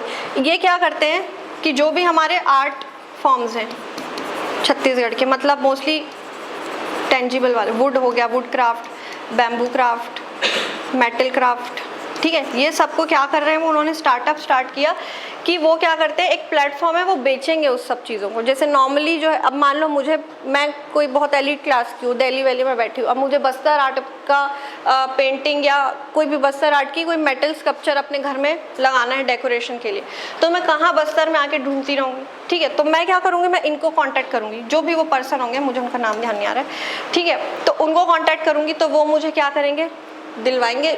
मैं अपनी डिमांड बता दूंगी, मुझे ऐसा ऐसा चाहिए, इतना बड़ा चाहिए, ये जो भी मेरी डिमांड है, वो बस्तर जाएंगे, बस्तर के कारीगरों को बताएंगे, उनसे बनवाएंगे और फिर इनको पहुंचा देंगे, मतलब जो भी जिसने भी मंगाया होगा उसको।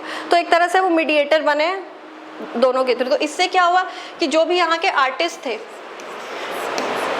ठीक है, इनकी तो इनकम बढ़ेगी, इनके प्रोडक्ट की डिमांड्स बढ़ी, ठीक है। और ये जो लोग थे जो आज तक सिर्फ वेस्टर्न कल्चर को अपने घर पे सजाते थे, ठीक है, अब वो क्या करेंगे, हमारे इंडियन कल्चर को भी अपने घर में सजाने का उनको मौका मिलेगा। वो क्यों पहले नहीं रखते थे, क्योंकि वो पहुंच नहीं सकते ना बस्तर के अंदर, वैसे भी नक्सली बोल के बदनाम हो रखे हैं, तो वो वैसे भी नहीं जाएंगे वहाँ पर, ठीक है।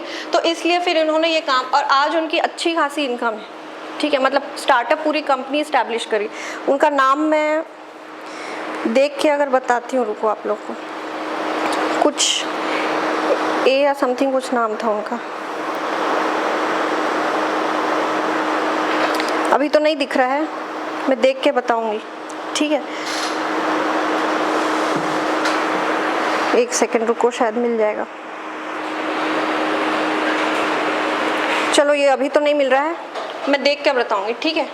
वो कहाँ के थे, एनआईटी के स्टूडेंट हैं वो, एनआईटी रायपुर के, ठीक है। तो क्या है ये, हाँ, तो ये क्या हो गया, एक तरह का इनोवेशन हुआ ना, ठीक है। तो रेडियो के थ्रू अगर मान लो वो जा करके अपना, अब ये तो न्यूज़ में आ गया इसलिए हमको पता है, ठीक है, पर अगर न्यूज़ भी क्या, एक तरह से मास मीडियम ही है ना, ठीक है। तो वैसे ही अगर ये सब चीज़ें रेडियो में चलने लगे, वो बताने लगे, तो क्या होगा धीरे धीरे, ठीक है। और हो सकता है सिर्फ ये नहीं, कोई नए लोगों को नया कुछ आइडिया आएगा, ठीक है, कि हम इस प्रकार का कोई स्टार्टअप कर सकते हैं, या इन जो भी कल्चर वाले हैं, ठीक है, उनको अच्छा, रेडियो जॉकी जो होते हैं, आरजेस, वो लोग तो बहुत नए नए तरह की चीज़ें करते रहते हैं। एक वो कहते हैं उसको सोशल एक्सपेरिमेंट कहते हैं ना, ठीक है। तो आरजे लोग भी तो करते हैं सोशल एक्सपेरिमेंट, या कई बार किसी को फ़ोन करके कुछ ऐसा मैसेज देने की कोशिश कर, वो सब क्या इनोवेशन का ही पार्ट है, ठीक है। तो रेडियो संगवारी के थ्रू आप वो चीज़ किया जा सकता है। न्यू थिंकिंग मतलब हो सकता है वो भी कुछ ऐसा फ्यूचर में स्टार्ट कर दें, ठीक है, कि हम फ़ोन करेंगे रैंडम लोगों को और पूछेंगे कि उषा बाले जी को जानते हो, ठीक है, तो नहीं जानते हो तो जान लीजिए, क्यों, क्योंकि पद्मश्री मिला है उनको, ठीक है। तो ऐसा कुछ भी इनोवेशन वो कर सकते हैं ना, तो इसलिए ये क्या हो जाएगा, इनोवेशन और न्यू थिंकिंग का सोर्स हो जाएगा, ठीक। और धीरे धीरे फिर क्या होगा, पॉपुलर हो जाएगा, ठीक, समझ में आया। चलिए आगे बढ़े। हु इज़ द फाउंडर, ये उतना शायद इंपॉर्टेंट नहीं है, पर फिर भी याद कर लो। राहुल शर्मा नाम के एक शख्स हैं जो इसके फाउंडर हैं, और को फाउंडर कौन है, डॉक्टर हेमंत सिरमौर। राहुल शर्मा और हेमंत सिरमौर इसके कौन है, फाउंडर, ठीक। लिख लो धीरे धीरे आराम से। चलो, राहुल शर्मा और हेमंत सिरमौर। अब इसमें एक्सेस कैसे होगा? It could be access comfortably even on 2G internet speed, ठीक है। 2G इंटरनेट भी है तो भी आपका चल जाएगा, आपको इसके लिए 4G 5G की ज़रूरत नहीं है। And it could be downloaded on Google Play Store, simple चीज़ है, ठीक है। गूगल प्ले स्टोर से आप डाउनलोड कर लो और सुन लो। चलो हो गया। अब ये है वो न्यूज़ जो मैं बहुत टाइम से बताना चाह रही थी, ठीक है। ये मार्च फर्स्ट वीक की न्यूज़ है जो मैंने अपनी फर्स्ट क्लास पे जिसका रेफरेंस दिया था, ठीक है, और जो मैं डाल ही नहीं पा रही थी, आज मैंने डाल दिया।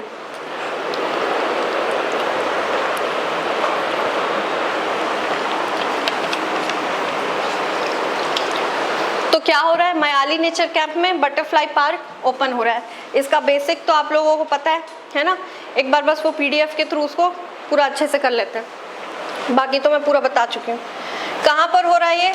कुनकुरी ब्लॉक। अच्छा, डिस्ट्रिक्ट कौन सा है बताया था मैंने? यस, वेरी गुड, अच्छी बात है, आप लोग को याद है तो, ठीक है। जशपुर में है क्या? कुनकुरी नाम की एक जगह है जशपुर में, वहाँ ओपन हो रहा है। ये कहाँ पर है? NH43। NH क्या होता है? नेशनल हाईवे, ठीक है। तो नेशनल हाईवे 43 और मधेश्वर पहाड़ियों पे के बीच में है ये, ठीक है। और मधेश्वर पहाड़ी आया था इस बार एग्जाम में कि मधेश्वर की पहाड़ियाँ कहाँ पर है, तो जशपुर में, ठीक है। इसलिए आपको ये सब चीज़ें याद पता होनी चाहिए, ठीक है। अगर ये प्रीलिम्स के पहले आ जाता तो एक क्वेश्चन बन जाता, है ना, बहुत इजी क्वेश्चन था। कोई बात नहीं, अब बन जाएगा, पर अब आएगा नहीं, ठीक है। Kunkuri block between NH43 and Madheshwar पहाड़ियों के बीच में, ठीक है। अब क्या है, इसमें क्या कर रहे हैं? बटरफ्लाई, कैक्टस और पैकास। पैकास एक तरह के मतलब पेड़ों की प्रजाति है, ठीक है, जिसमें पीपल वगैरह ना, उसको पैका प्रजाति बोलते हैं, ठीक है। तो ये 3 चीज़ों को टारगेट कर रहे हैं, बट बटरफ्लाई पार्क नहीं है, बटरफ्लाइज को टारगेट कर रहे हैं, कैक्टस को और पैका गार्डन, यानी कि उन जो ट्री की स्पीशीज है उनका एक गार्डन जैसा बनाया जाएगा यहाँ पर, ठीक है। फिर क्या कह रहे हैं? वाई, कि जशपुर में क्यों बना रहे हैं हम बटरफ्लाई पार्क? ये मैंने बताया था फर्स्ट क्लास में ही। कोई भी चीज़ अगर हो रही है यानी कि वहाँ पर फेवरेबल कंडीशंस होगी, ठीक है। अब बटरफ्लाई है तो क्लाइमेट लिख दिए, या क्रॉप्स होता तो क्लाइमेट लिख दिए, ठीक है। पर इंडस्ट्री होती तो क्या लिखते हैं हम? बेटर मार्केट या बेटर रॉ मटेरियल सोर्स, ऐसा कुछ लिखते हैं। तो हमेशा फेवरेबल कंडीशंस की वजह से, ये जैसे पॉपुलेशन पढ़ोगे ज्योग्राफी में, ह्यूमन सेटलमेंट वाला चैप्टर, तो सेटलमेंट्स किसी पर्टिकुलर जगह में क्यों हो रही, तो जनरली देखना जो पहले नदियाँ होती थी, रिवर्स, या फिर अब रोड्स हो गई है, उसकी जगह रोड्स ने ले ली, ठीक है, या मार्केट्स ने ले लिए। तो रोड्स और मार्केट्स एक लीनियर सेटलमेंट होता है जो इसके किनारे किनारे होता है हमेशा, ठीक है। यानी कि रोड्स के किनारे किनारे लोग बसना चाहते हैं, पहले ज़माने में नदियों के किनारे किनारे बसना, क्योंकि नल वल तो था नहीं, पानी आपको लेके जाना होता था, तो पानी सोर्स, वाटर सोर्स के आसपास ही रहते थे। इसीलिए तालाबों को भी देखना, चारों तरफ लोग रहते हैं, है ना, तालाब को घेर के लोग रहते हैं, इसीलिए रहते हैं वाटर सोर्स के आसपास। तो क्या है, यहाँ पर फेवरेबल क्लाइमेट मिल रहा है। तो पहला 2 चीज़ है, जशपुर में हॉर्टिकल्चर फेमस है ना। छत्तीसगढ़ में जो पूरा छत्तीसगढ़ है उसमें सबसे ज़्यादा हॉर्टिकल्चर यानी बागान बोलते हैं, है ना, वो कहाँ पर होता है? जशपुर में होता है, ठीक है। तो इसलिए हॉर्टिकल्चर की वजह से क्या अवेलेबल है? फ्रूट्स एंड फ्लावर्स, बटरफ्लाई उसी में आती है। और दूसरा क्या है? रेन और कोल्ड टेम्परेचर। बटरफ्लाइज जो होती हैं वो गर्मी में नहीं रह सकती, ठीक है, बहुत नाजुक होती है, उनको ठंडा टेम्परेचर चाहिए होता है। और जशपुर में अगेन हमने क्या देखा है, जो पार्ट एरियाज हैं सब हाईलैंड्स हैं, ठीक है, और हिली एरियाज हमेशा क्या होते हैं? ठंडे होते हैं, है ना। तो पार्ट एरिया, मेन पार्ट तो है सरगुजा में भले, लेकिन उसको क्या बोलते हैं? शिमला ऑफ छत्तीसगढ़ बोलते हैं ना, है ना। कोई गया है क्या मेन पार्ट? कोई नहीं गया है, कोई बात नहीं, हम भी नहीं गए, जाना है लेकिन शिमला ऑफ छत्तीसगढ़ देखने, ठीक है। तो good rain and cold, rain भी अच्छी होती है। 2 जगह बताई थी, कौन सी 2 जगह बताई थी जहाँ रेनफॉल अच्छी होती है? छत्तीसगढ़ में। छत्तीसगढ़ में 3 जगह हैं सबसे हाईएस्ट रेनफॉल वाली। एक कौन सी है? जशपुर एरिया है, ठीक है। दूसरा है अबूझमाड़ एरिया, नारायणपुर का, ठीक है। और तीसरा कहाँ पर है? ऊपर जो है देवगढ़ की पहाड़ियाँ हैं नॉर्थ छत्तीसगढ़ में, ठीक है। जैसे मान लो ये छत्तीसगढ़ है, ठीक है, तो यहाँ पर देवगढ़ की पहाड़ी, इसका जो नॉर्थ एरिया है ये पूरा हैवी रेनफॉल एरिया है, ठीक है। फिर यहाँ पर जशपुर है और इधर अबूझमाड़ है, ये तीनों क्या है? Highest rainfall regions of Chhattisgarh. Geography में पूछेगा तो अब एटलीस्ट हाईएस्ट वाला याद रखना, बाकी अपने से पढ़ लेना। ठीक है, जब जीएस आएगा। पर मेरी क्लास में जो पढ़ाती हूँ वो आपको याद होना चाहिए, ठीक है। ये चीज़ जितने भी आ रहे हो 8-10 लोग, ठीक है, आप लोगों को जो भी मैं पढ़ा रही हूँ, ये स्टैटिक की भी जो चीज़ें बताती हूँ, जब ये चीज़ें सर लोग पढ़ाएंगे या कभी मैं ही कोई सब्जेक्ट पढ़ाई, मैं तो पढ़ाऊँगी तो मैं तो पूछूँगी, बताऊँगी नहीं क्योंकि पढ़ा चुकी हूँ, पर सर लोग पढ़ाएंगे तो पूछेंगे। तो उनको लगना चाहिए कि हमारे ये 4-5 जो बच्चे हैं या 10 बच्चे हैं, ये लोग थोड़े टैलेंटेड टाइप के लग रहे हैं, ठीक, इनको ज़्यादा पता है थोड़ा ऐसा कैसे है, तो ये पता होना चाहिए करंट अफेयर्स में पढ़ के बैठे हैं इसलिए, ठीक है। तो थोड़ा नाम रोशन कर देना जीएस की क्लास में मेरा, ठीक है। ऐसे चुप चुप मत बैठे रहना वहाँ, बढ़िया अच्छे से आंसर देना। तो ये सब ऐसा नहीं कि अरे ये तो बाद में जीएस में आएगा तो अभी भूल जाते हैं, भूलना नहीं है, याद रखोगे, ठीक है। तो बाकी बच्चों से ज़्यादा थोड़े एक्टिव रहना क्लास में, ठीक है। तो ये आप क्या याद कर लिए, 3 highest rainfall areas of Chhattisgarh, ठीक है। और खुद बहुत प्राउड फील होगा जब सब लोग ऐसे पहली बार पढ़ रहे होंगे और आपको सब पता है ऐसा लगेगा, तो क्या होगा, अहम ब्रह्मास्मि वाली फीलिंग आएगी, ठीक है। कभी कभी तो लगता है कि मैं ही भगवान हूँ, ठीक है, वो वाली फीलिंग आएगी। तो इसलिए अच्छे से करो। तो good rain and cold temperature लगता है बटरफ्लाइज को, ठीक है, इसलिए जशपुर में खोल रहे हैं। फिर क्या है देखो, ये याद कर लो, स्पीशीज, ठीक है। तो ये एक्चुअली इंपॉर्टेंट याद करने के लिए, ठीक है। तो 3 बटरफ्लाई स्पीशीज को कंजर्व करने के लिए ये स्टार्ट किया गया है। पहला कौन है, कॉमन ऑनिक्स, ये बटरफ्लाई है ना सारी। दूसरी है इंडिगो फ्लैश और तीसरी है स्मॉल क्यूपिड, ठीक है। ये इंडिया में और कहाँ कहाँ पाई जाती है, वेस्टर्न घाट्स में, हिमालय, तेराई, अंडमान एंड निकोबार। तेराई मतलब पता है क्या, नहीं पता। तेराई एक्चुअली एक वेट रीजन होता है, अभी इतना ही जान लो, ठीक है। जो हिमालय के फुट हिल्स हैं, ठीक है, वो 4 भागों में बटे हुए, भाबर, भंगर, तेराई और खादर, ये पता है, ये चारों, ठीक है। फर्स्ट स्टैंडर्ड वालों को नहीं पता होगा। जैसे ये हिमालय है मान लो, ठीक है। अब ये यहाँ से हम पढ़े ना, हिमालयों से नदियाँ निकलती है, ठीक है, जल्दी जल्दी बता देती हूँ। यहाँ से नदियाँ निकल रही हैं, ठीक है। अब ये हिमालय तो तुरंत तो प्लेन नहीं आया होगा, चट्टाने धीरे धीरे ट्रांजिशन होगा ना, तो यहाँ नीचे हिमालय खत्म हो गया, पर बड़ी बड़ी क्या है, चट्टाने हैं, ठीक है। तो चट्टाने जो हैं उनके ऊपर से तो पानी जाएगा नहीं, तो जब रिवर्स आती हैं तो यहाँ इनके नीचे चली जाती हैं, ठीक है। मतलब पत्थर है मान लो, आप पानी जब डालोगे उस पर तो वो रिवर्स पत्थर के नीचे से जाती हैं, ठीक है। तो रिवर होती है वहाँ भी, लेकिन ऊपर दिख नहीं रही होती क्योंकि चट्टानों के नीचे से बहने लगती, तो वहाँ बोलते हैं रिवर्स डिसअपियर, और इस एरिया को बोलते हैं भाबर। क्या बोलते हैं, भाबर, ठीक है। उसके बाद फिर ये जो चट्टानें खत्म हो गई, अब नॉर्मल मिट्टी आ गई, ठीक है। तो यहाँ पर पानी वापस सरफेस पे आ जाता है, तो बोलते हैं रिवर रीअपियर्स। और इसको क्या बोलते हैं, भांगड़ नहीं बोलते, हाँ भांगड़ बोलते हैं। अरे तेरा ही बोलते हैं भाई, भांगड़ बोल रहा तो मैं भी वो लिख दे रही हूँ, तेरा ही बोलते हैं, ठीक है। तेरा ही मतलब, और इसलिए ये वेट होता है क्यों, क्योंकि रिवर्स क्या हो गई, सरफेस पे आ गई, ठीक है। इसको क्या बोलते हैं, तेरा ही, ठीक है। उसके बाद फिर अब जैसे ये रिवर वैली होती है, ठीक है। तो मैंने जब ग्रैंड कैनियन बताया था, याद होगा, रिवर इरोजन, ग्रैंड कैनियन कैसे बन रहा है, इरोजन से बना है, ठीक है। तो पहले रिवर ऐसी है, फिर यहाँ इरोड होते होते धीरे धीरे ऐसे वैली बनती है, फिर ऐसे वैली बन जाती है, ठीक है। तो वैसे ही क्या है कि यहाँ पर रिवर है, जब वो शुरू में बस इतनी थी, ठीक है। अब क्या हुआ, रिवर का हमेशा लेवल ऊपर नीचे होता है, ठीक है। जैसे सी लेवल ऊपर नीचे होता है तो रिवर का भी ऊपर नीचे होता है। तो जैसे फ्लडिंग जब होती है रिवर में, इधर की जो रिवर्स है बिहार की, ठीक है, बिहार और वेस्ट बंगाल, उधर तो बहुत ज़्यादा फ्लडिंग होती है, ब्रह्मपुत्र में भी बहुत फ्लडिंग होती है, ये नॉर्मल रिवर्स में भी लेवल ऊपर नीचे होता है, ठीक है। तो जब फ्लडिंग होती है तो क्या होता है कि ये वाला जो एरिया है वहाँ पर अब फ्लड आया, मान लो यहाँ पानी भर गया, फ्लड आया तो ठीक है। अब पानी बस नहीं आएगा, पानी के साथ क्या आएगा, मिट्टी, रेत, सैंड, सिल्ट, छोटे पत्थर, सब चीज़ आएंगी। अब वो यहाँ पर आ गए सारे, अब धीरे धीरे पानी, फ्लड चला गया, पानी चला गया, ठीक है। तो लेकिन वो जो पत्थर और मिट्टी है वो वहीं रह जाती, वो पानी के साथ नहीं जा पाती, ठीक है। या थोड़ा बहुत चल भी देगी लेकिन सेटल हो जाती ना, और पानी ऊपर से चला जाता है। तो अब क्या होगा, ये वाला जो एरिया है यहाँ पर पूरा सैंड और सिल्ट भर गया, और जिसको हम क्या बोलते हैं, plains of, central plains of India. ऐसे ही हम एक्चुअली प्लेन ऐसा नहीं था कि वो शुरू से था, प्लेन एक्चुअली ऐसे वैली जैसा ही था, उसमें धीरे धीरे भरते गया और फिर आज वो एल्यूवियल सेंट्रल प्लेन बन गया है, जो कि फुल ऑफ क्या है, एल्यूवियल सॉइल, ठीक है। तो वैसे ही ये चीज़ बनी है। तो इसमें क्या होता है कि अब जैसे यहाँ पर बन गया प्लेन, ठीक है, अब रिवर वापस नीचे आ गई, वो अपनी बहने लगी। उसके बाद जब दोबारा फ्लडिंग हुआ होगा, ठीक है, तो ये वाला जो एरिया होता है, ये इधर जाने लगता है और यहाँ पर नया सिल्ट आ जाएगा, ठीक है। मतलब जैसे यहाँ पर मान लो रेत भर गई है, ठीक है। अब क्या होगा, अब बीच से रिवर जा रही है, यहाँ पर रेत जम गई, अब फ्लड आया तो रेत जम गई, अब फ्लड चला गया, रिवर अपना जा रही, तो ये धीरे धीरे क्या सरकने लगेगी ना, ठीक है, वो अपना इधर चली जाएगी। फिर जब दोबारा फ्लड आएगा तो फिर यहाँ पर वो पुरानी वाली ज़मीन, मतलब पुरानी वाली मिट्टी आगे जा चुकी है, ठीक है, और इधर रिवर आ रही है। अब दोबारा फ्लड आया मान लो 1-2 साल बाद, ठीक है, या 10 साल बाद, जब भी फ्लड आए फिर से वहाँ सिल्ट और क्ले भर जाएगा। समझ आ रहा है क्या बोल रही हूँ, ठीक है।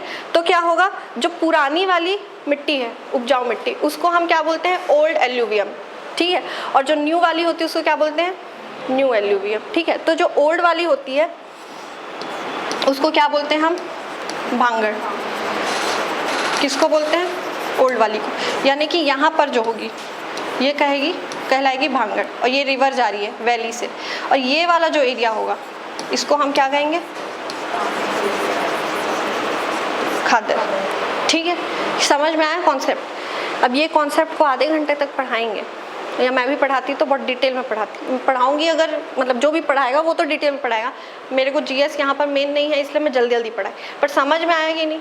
अब जब जीएस में पढ़ाएंगे इस चीज़ को तो आप लोग को पता होना चाहिए। जब पूछेंगे सर भांगड़ खादड़ क्या होता है, तेराई क्या होता है, फट से बोलना सर इसमें रिवर डिसअपियर, तेराई में सर रिवर अपीयर्स। सर बोलेंगे इनको सब कैसे पता है, फिर वो पूछेंगे फर्स्ट अटैम्प्ट वाले हो कि पढ़ लियो, सर फर्स्ट अटैम्प्ट वाले हैं, फिर वो भी सोचेंगे इन लोग को कैसे पता है, ठीक है। तो क्या समझ में आए, ये अपने माउंटेन हो गया हिमालय, ये फुट हिल्स हो गई, ये जहाँ पर बड़े बड़ी चट्टानें वो क्या हो गई, भाभर, ठीक है, भाभर, ठीक है, भाभर, अजीब नाम है लेकिन जो भी है। फिर यहाँ पर जब चट्टानें खत्म हो गई, रिवर वापस आ गई, तो उसको क्या बोलेंगे, तेराई। और ये क्या होती है, वेट रीजन होता है, क्योंकि क्या है, पानी वाला रीजन है, पानी बाहर आ चुका है, ठीक है। फिर ओल्ड एल्यूवियम जो है वो भांगड़, और न्यू एल्यूवियम जो है वो खादर, ठीक, समझ में आया। तो ये क्या कह रहा है, हिमालय तेराई, यानी कि यहाँ पर मिलती है ये बटरफ्लाइज, हिमालय के तेराई एरिया में, ठीक है। और क्या कह रहा है, अंडमान निकोबार और वेस्टर्न घाट, और इनमें कॉमन क्या है कि ये सारे क्या हैं, हॉटस्पॉट्स ऑफ इंडिया। हॉटस्पॉट क्या होता है, हॉटस्पॉट मतलब जैसे बायोडाइवर्सिटी है, ठीक है, तो बायोडाइवर्सिटी जहाँ पर बहुत ज़्यादा, बायोडाइवर्सिटी मतलब समझते हो ना, जहाँ पर डाइवर्सिटी ऑफ स्पीशीज़ बहुत ज़्यादा होती है वो बायोडाइवर्सिटी। जिस एरिया में बहुत ज़्यादा बायोडाइवर्सिटी होती है वहाँ पर को क्या घोषित कर दिया जाता है, हॉट स्पॉट्स, ठीक है। और वहाँ जैसे वेस्टर्न घाट से बहुत न्यूज़ में आता है, कभी हर थोड़े दिन में वहाँ नया मेंढक मिल जाएगा, तरह तरह कोई नई मकड़ी मिल जाएगी, कोई नई चिड़िया मिल जाएगी, मिलती ही रहती, ठीक है। इतनी ज़्यादा वहाँ बायोडाइवर्सिटी है वेस्टर्न हिमालयस के साइड में, और अंडमान निकोबार में भी, ठीक है। अंडमान निकोबार में तो कोरल रीफ्स भी, कोरल वो आइलैंड ही कोरल रीफ से बना हुआ है, ठीक है। तो मतलब कोरल रीफ्स के वो हैं चारों तरफ, इसके एटॉल बोलते हैं उसको। खैर इतना मत समझो, पागल हो जाओगे इतने में तो, ठीक है, वो जीएस में पढ़ना, ठीक है। तो क्या है कि कोरल्स हैं तो हॉटस्पॉट बोलते हैं इनको, यहाँ बहुत ज़्यादा मिलते हैं। कभी ऐसा आया ना एग्ज़ाम में, प्रीलिम्स में, कि फलाना स्पीशीज़ दिया है, ठीक है, और उसमें पूछा कि वेस्टर्न घाट्स में है कि नहीं, तो 95% चांस है कि वेस्टर्न घाट्स आंसर में होगा, ठीक है। तो अगर नहीं पता है तो वेस्टर्न घाट्स को इंक्लूड कर देना। अब 5% एक्सेप्शन क्यों, ताकि मेरे को आके ये ना बोलो गलत हो गया अगर तो अगर गलत हो गया गलती से तो मुझे आगे कोई नहीं बोलेगा कि आप बोले थे 100% मार देना, तो मैं 5% में डाल दूंगी उसको, ठीक है। लेकिन 95% चांसेस क्या होते हैं कि जो भी हॉटस्पॉट एरिया होते हैं जैसे वेस्टर्न घाट्स वगैरह हो गया, तो वो वहाँ पर वो चीज़ मिल ही रही होती है, ठीक है। तो ये हमारी जो स्पीशीज़ हैं ये भी कहाँ मिल रही है, इंडिया में, वेस्टर्न घाट्स में, अंडमान में और हिमालय तेराई में। किसकी, बैग वॉर्म, बैग वॉर्म, हाँ, बटरफ्लाई की स्पीशीज है, वो भी कॉफी प्लांटेशन में मिली पलाक्कड़ रेंज। कहाँ पर, कहाँ, कौन सी रेंज, पलाक्कड़। चलो इसको पढ़ लेंगे, भारत की न्यूज़ है ये, ठीक है। तो बैग वॉर्म नाम की क्या है, बटरफ्लाई मिली है, ऐसा आपका कहना है। बॉटनिकल नेम थोड़ा दूसरा है, मेरे को सिर्फ बैग वॉर्म ही आता है, ठीक है, ऐसा इनका कहना है, हम देख लेंगे, ठीक है। आप लोग भी घर जाके क्रॉस वेरीफाई सब लोग कर लेना, पलाक्कड़ रेंज में क्या मिल रहा है, बैग वॉर्म बटरफ्लाई मिली, ठीक है। चलो हम अपने में आ जाते हैं। और क्या है, कैक्टस की 40 स्पीशीज़ जो हमको याद नहीं रखने हैं नाम, बस याद रखना कि 40 स्पीशीज़ है कैक्टस की जिसको कंजर्व कर रहे हैं। बटरफ्लाइज की 3 स्पीशीज़, और पैका में क्या बताया मैंने, बनियान, पीपल, गूलर, ठीक है। तो ये सारी स्पीशीज़ को क्या करेंगे, कंजर्व करेंगे, ठीक है। अब देखो, अब बढ़िया चीज़ दिखाती, ये क्या, ये दिखती भी है बहुत छत्तीसगढ़ में ये वाली, है ना। तो ये क्या है, कॉमन ऑनिक्स, ठीक।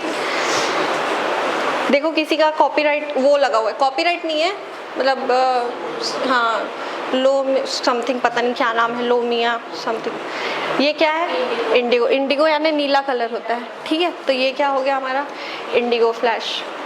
फिर क्या है, स्मॉल, ये भी, ये वाली भी दिख जाती है ना। इंडिगो फ्लैश तो नहीं दिखता, ये दोनों दिख जाते हैं, है ना। क्या है, स्मॉल क्यूपिड। अब इसको याद कैसे करोगे पता है, याद करने का मस्त तरीका बताती हूँ। ये तीनों, हैरी पॉटर देखे हो, हैरी पॉटर देखे हो, उसमें एक कुछ फिनिक्स करके कुछ पार्ट है, Harry Potter and something Phoenix कुछ कुछ, हाँ। तो कुछ है उसमें, मुझे अभी एकदम से ध्यान नहीं आ रहा है, पर जैसे Harry Potter in the chamber of secrets एक है, ठीक है। वैसे ही हैरी पॉटर का एक, पता है क्या क्या है, फिनिक्स करके कुछ पार्ट, क्या है नाम, किसी को याद है, कुछ तो है। हैरी पॉटर एंड द, एक तो सॉर्सरर्स स्टोन है, Harry Potter and the chamber of secrets, Harry Potter and the sorcerers stone, और एक ये ऐसी कुछ फिनिक्स करके कुछ है, ठीक है। और हैरी पॉटर क्या करता है, झाड़ू में उड़ता है, ठीक है, झाड़ू में उड़ता है। तो हैरी पॉटर फिनिक्स से आप उठा लो ओनिक्स, इसको एक्चुअली ओनिक्स भी लिखते हैं, तो बहुत जगह वाईएक्स भी लिखा है, ठीक है। तो फिनिक्स से उठा लो ओनिक्स, और ओनिक्स क्या हो रहा है, उड़ रहा है हमारा हैरी पॉटर। तो हमारी कॉमन ओनिक्स बटरफ्लाई है जो कि उड़ रही है, ठीक है। दूसरा इंडिगो फ्लैश, फ्लैश पता है क्या, ये एवेंजर्स का पार्ट नहीं है, लेकिन one of the super hero है। फ्लैश पता है कि नहीं, रेड कलर का होता है, हॉलीवुड मूवी देखते हो, एवेंजर्स पता है। तुम लोग इतने यंग और तुम लोग को ये सब अगर नहीं पता है, अब पता है ना, हाँ हाँ, डीसी का है ना, वही मेरे से ज़्यादा तुम लोग को पता होगा, मेरे को बल्कि नहीं पता है, ठीक है। तो डीसी, फ्लैश डीसी का है, और बाकी एवेंजर्स मार्वल के, है ना, हाँ, एवेंजर्स मार्वल वाले हैं। और ये फ्लैश क्या है, डीसी का सुपर हीरो पकड़ लो। और ये भी क्या करता है, एक उड़ता नहीं है वो, लेकिन वो इतना तेज़ी से भागता है कि तुम समझ लो उड़ता ही है वो। ऐसा याद करने का तरीका बता रही हूँ। तो फ्लैश उड़ रहा है, ओनिक्स में हैरी पॉटर उड़ रहा है, और स्मॉल क्यूपिड, तो क्यूपिड यानी पता है ना क्यूपिड क्या होता है, वो परी जैसा बनाते हैं ऐसा, वो लव गुरु टाइप का कुछ क्यूपिड बोलते हैं ना उसको, ये लड़की लोग को पता होगा, थंबनेल टाइप्स क्यूपिड पता है ना, ठीक है। जैसे हमारे वो होता है ना कि, अरे यार मैं फ़ोटो डाल देती तो समझाना ही नहीं पड़ता, इतना फ़ोटो नहीं डाल पाई मैं, ठीक। क्यूपिड भी ऐसी होती है, छोटी सी परी जैसे बनाते हैं, वो उड़ती होती है, और फिर वो प्यार मोहब्बत के कुछ है वो, ठीक है। जैसे अपने में लव गुरु बोलते हैं वैसे कुछ, तो ये भी उड़ती है बेसिकली, परियों जैसी होती है छोटी सी, उसको क्यूपिड बोलते हैं। लव क्यूपिड सुने होंगे शायद। तो ये क्यूपिड भी उड़ रहा है, और छोटा सा ही होता है क्यूपिड, स्मॉल क्यूपिड। फियोनिक्स से ऑनिक्स हो गया, और फ्लैश से क्या हो गया, इंडिगो फ्लैश। तो ये तीनों नाम आपको याद रखने हैं, और जब भी ये तीनों आएंगे किस चीज़ का है, तो बटरफ्लाई, क्योंकि तीनों उड़ रहे हैं, ठीक है, याद रहेगा, ठीक। और ट्रिक्स ऐसी होती गंदी गंदी, ठीक है। अब मैं उसमें लॉजिक डाल के नहीं समझा सकती, ट्रिक्स ऐसी होती हैं। और अच्छी ट्रिक्स अगर आप बना सकते हो तो बना दो, हमें बता दो, ठीक है, फिर हम भी बनाएंगे वैसी वाली। पर यही अच्छी ट्रिक है, इसको याद कर लेना, ठीक है। चलो, तो कॉमन ऑनिक्स हो गया, ये सबसे अच्छा दिख रहा है, सब अच्छा है वैसे तो, खैर। अब फटाफट सिग्निफिकेंस देख लो। देखो, इन्वायरमेंट के लिए क्या है, essential role in food chain, ecological function is also a food chain source. Food chain कैसे हो गया, क्या बताया था, चलो एक नीचे पॉइंट है उससे कनेक्ट कर देती हूँ पहले। एक पॉइंट क्या होता है, इकोनॉमिकल। इकोनॉमिकल में क्या है कि इट विल इंक्रीज, नहीं ये नहीं, it is crucial in pollination. ये पॉइंट पहले देख लो, ठीक है, लिखना बाद में, पहले ये सुन लो। पॉलिनेशन के लिए इंपॉर्टेंट होती, क्यों, send pollinators to many agricultural crops, this help in, ये सब। देखो क्या होता है, जो भी बर्ड्स होती है और बटरफ्लाइज होती हैं, ठीक है, वो क्या करती है, फ्लावर्स एंड फ्रूट्स पे बैठती हैं, ठीक है, और उनके जो पॉलन ग्रेन्स होते हैं उनको वो, मतलब वो उनके जो, हाँ मतलब नहीं, जो उनके डंक कह लो, ठीक है, उनके में स्टिक हो जाता है, वो स्टिकी होता है वो सब पॉलन ग्रेन्स। और फिर उसके बाद जब भी जहाँ भी वो उड़ेगी वो ड्रॉप होगा, और वहाँ पर क्या होंगे, वो फिर रिप्रोडक्शन में हेल्प करेंगे, ठीक है। तो पॉलिनेशन बोलते हैं उनको, रिप्रोडक्शन नहीं बोलेंगे, ठीक है, पॉलिनेशन बोलेंगे, ठीक। तो पॉलिनेशन में ये तो खैर पता ही होगा, ये तो स्कूल में पढ़े हैं पॉलिनेशन, है ना। तो पॉलिनेशन में बटरफ्लाइज या बर्ड्स ये सब, इनफैक्ट जितने मंकीज भी, जो भी ये पेड़ पौधों में वाले पेड़ प्रजातियां हैं, ठीक है, वो सारे हेल्प करते हैं। तो बटरफ्लाइज चूँकि फ्लाई करके ट्रैवल कर सकती है थ्रू लॉन्ग डिस्टेंसेज, ठीक है, तो वो ज़्यादा हेल्प करती है, बर्ड्स एंड बटरफ्लाइज, ठीक है। तो ये पॉलिनेशन में हेल्प करेगी। तो उससे क्या होगा, फ्रूट्स, वेजिटेबल्स, ये सब के नए बीज, जहाँ भी वो पॉलिन ग्रेन्स मतलब फर्टाइल वो होके फर्टिलाइज होके ड्रॉप होंगे, वो सब क्या हो जाएगा, न्यू सीड्स को जन्म देंगे और फिर प्लांट्स होंगे वहाँ पर, ठीक है। तो ये तो क्या हो गया, इकोनॉमिकल भी हो जाएगा और इन्वायरमेंटल भी हो जाएगा ये, ठीक है। इकोनॉमिकल इसलिए डाल दिया क्योंकि क्रॉप्स को जब वो क्रॉप्स या फिर किसी भी ट्रीज़ को जब करती हैं तो उससे हमें इकोनॉमिक फ़ायदा भी होता है, इसलिए उसको कहाँ डाला हुआ है, इकोनॉमिक में, ठीक है। लेकिन थ्रू पॉलिनेशन क्या है, इन्वायरमेंट को भी हेल्प करेंगे वो, है कि नहीं, ठीक है। अब फूड चेन का पार्ट हुए ना, अब वो जो भी पेड़ उगेगा उसको फिर क्या होंगे, हर्बीवोरस खाएंगे, ठीक है। जैसे रैबिट्स हो गए, हिरण वगैरह हो गए, हर्बीवोरस, फिर उसके बाद कार्निवोरस, वो इस तरीके से। और हर्बीवोरस के पहले और क्या होंगे, ग्रास हॉपर्स होंगे ना। तो ऐसा क्या चलेगा, पूरा फूड चेन साइकिल में चलता है, ठीक है। तो इसलिए वो फूड चेन का भी पार्ट हो जाती हैं, कौन, बटरफ्लाइज, ठीक। Also food source to predators, और वो खुद भी फूड सोर्स होती हैं कि नहीं, ठीक है। जैसे ग्रास हॉपर की प्रजाति की आ गई ना एक तरह से इंसेक्ट्स में, ठीक है, वो पॉलिनेशन तो कर ही रही है। उसके बाद क्या हो गया, बटरफ्लाइज को वो छिपकली वगैरह तो खा जाती है, देखे ही होगे। तो बर्ड स्पीशीज, लिजर्ड, ये सब खा जाते हैं इनको। खैर क्या बोलें आप, छोड़ो। इंडिकेटर्स ऑफ हेल्दी इकोसिस्टम, ठीक है, इतनी सुंदर है, वो खाने के लिए नहीं है, वो बस एक लिखने का था कि they are food source to predators. वो नॉर्मल बटरफ्लाई, अब उतनी अच्छी अच्छी बटरफ्लाइज को खा जाएगी तो ऐसा नहीं होता, ठीक है। खाने वाले तो खाएंगे ही, जिसको मिल गई वो तो खाएगा, ठीक है, चाहे आप कितना भी प्रोटेक्शन कर लो, लेकिन एटलीस्ट हमसे और बाकी के इन्वायरमेंट से प्रोटेक्शन दे रहे हैं उनको, ठीक है। वो अपने इमोशनल चीज़ें अलग बात। चलो, हेल्दी इकोसिस्टम, हेल्दी इकोसिस्टम क्या, ये मैंने क्या बताया था कि बटरफ्लाइज जो होती है वो हेल्दी इकोसिस्टम की इंडिकेटर होती है, ठीक है। यानी कि क्या, कि जहाँ बटरफ्लाइज हैं मतलब वहाँ का इकोसिस्टम, यानी कि वहाँ पॉल्यूशन नहीं है, ठीक है, हेल्दी इकोसिस्टम, पॉल्यूशन नहीं है वहाँ का, नॉइस पॉल्यूशन नहीं है, एयर पॉल्यूशन नहीं है, पानी साफ़ है, लैंड अच्छा है, पेड़ पौधे हैं, वहीं पर बस बटरफ्लाइज रहती हैं, ठीक है। और पॉल्यूटेड जगह में बटरफ्लाइज नहीं जी पाती है, पॉल्यूशन हो गया, वार्म कंडीशंस हो गई, यहाँ पर वो नहीं रह पाती, तो एज अ इंडिकेटर काम आती हैं, ठीक है। तो they are indicators of healthy ecosystem. So they have been widely used by ecologists as model organism to study the impact of habitat loss and climate change.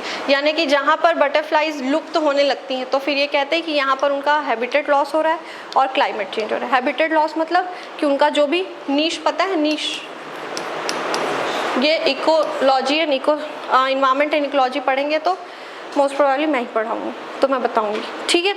नीश क्या होता है, मतलब एक तरह से उनका घर ही है, मान के चलो, अभी बेसिक इतना जान लो, ठीक है। और एग्जाम में घर वर नहीं लिखना, जैसे इन्वायरमेंट इकोलॉजी का मेंस आंसर राइटिंग मतलब पेपर था तो उसमें ऐसे कुछ क्वेश्चन था कि ऐसे मतलब उसमें नीश भी अगर लिखना था, प्रीडेटर, प्रे बेस, ये सब, तो लोगों ने क्या लिखा था, हाँ ये पूछा था कि what are the qualities of a good habitat.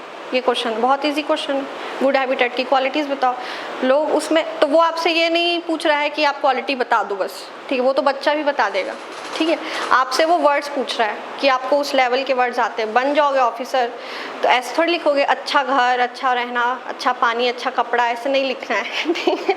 तो कई, और दूसरा हैबिटेट मतलब क्या है, व्हेन दे से हैबिटेट, तो फिर वो वाइल्ड स्पीशीज़ मोस्टली, मतलब एनिमल स्पीशीज़ या प्लांट्स के लिए वो कह लो अप्लाई होता है, वो ह्यूमन के लिए अप्लाई नहीं होता है। हैबिटेट, सुनो कभी ह्यूमन है, तो ह्यूमन हैबिटेट ऐसे बोल देते हैं, लेकिन ह्यूमन हैबिटेट लॉस ऐसा नहीं बोलते, हमेशा वाइल्ड स्पीशीज़ का हैबिटेट लॉस बोलते। तो जब पूछा है क्वेश्चन में कि qualities of habitat, good habitat, तो आपको उनका बताना है। कई लोग लिखे हैं कि रोटी कपड़ा मकान ही लिख दिए हैं कुछ लोग आंसर में, ठीक है, कि there should be a good home, good shelter, good water and electricity connection, ठीक है, उनको नहीं चाहिए इलेक्ट्रिसिटी, ठीक है, उनको बढ़िया खाना पानी, अच्छा शेल्टर, ये सब, तो गुड इलेक्ट्रिसिटी वाटर कनेक्शन नहीं लिखना है ना हैबिटेट में, ठीक है। और उसको भी अच्छे वर्ड में लिखो, जैसे कई लोग हैबिटेट भी लिखे हैं वाइल्ड स्पीशीज़ का, लेकिन उसमें लिख दिया they need a good home, वो होम में नहीं रहते, ये आपको जानना चाहिए, ठीक है। आपको साइंटिफिक वर्ड्स लिखने हैं, वो उनके जो होता है उसको हैबिटेट ही बोलोगे या फिर नीश बोलोगे आप, ठीक है, उनका नीश मतलब वो जहाँ पर पूरा सर्वाइवल उनका होता है, पूरा इकोसिस्टम उनका होता है, ठीक है, आप उसको होम नहीं बोलोगे, ठीक है। तो इसलिए ये सब वर्ड्स आपको पता होना चाहिए। नीश, तो हैबिटेट लॉस और क्लाइमेट चेंज, इसको क्या कर रहे हैं, ये मैं बताई थी कि क्लाइमेट चेंज जो हो रहा है उसमें टेम्परेचर राइज को 1.5 डिग्री सेल्सियस से कम रखने का पेरिस एग्रीमेंट में प्रावधान किया गया है। अब उसको बढ़ाकर क्या कह रहे हैं कि 2 से कम करो, क्योंकि 1.5 भी जो पहले जब हुआ था 2015 में, तब उनको लग रहा था 1.5 से नीचे अगर रखेंगे तो ठीक रहेगा, पर इतने तेज़ी से बढ़ रहा है कि बोल रहे हैं कि आप 2 डिग्री सेल्सियस से नीचे रखो, यानी कि टेम्परेचर ग्रोथ को, टेम्परेचर राइज को।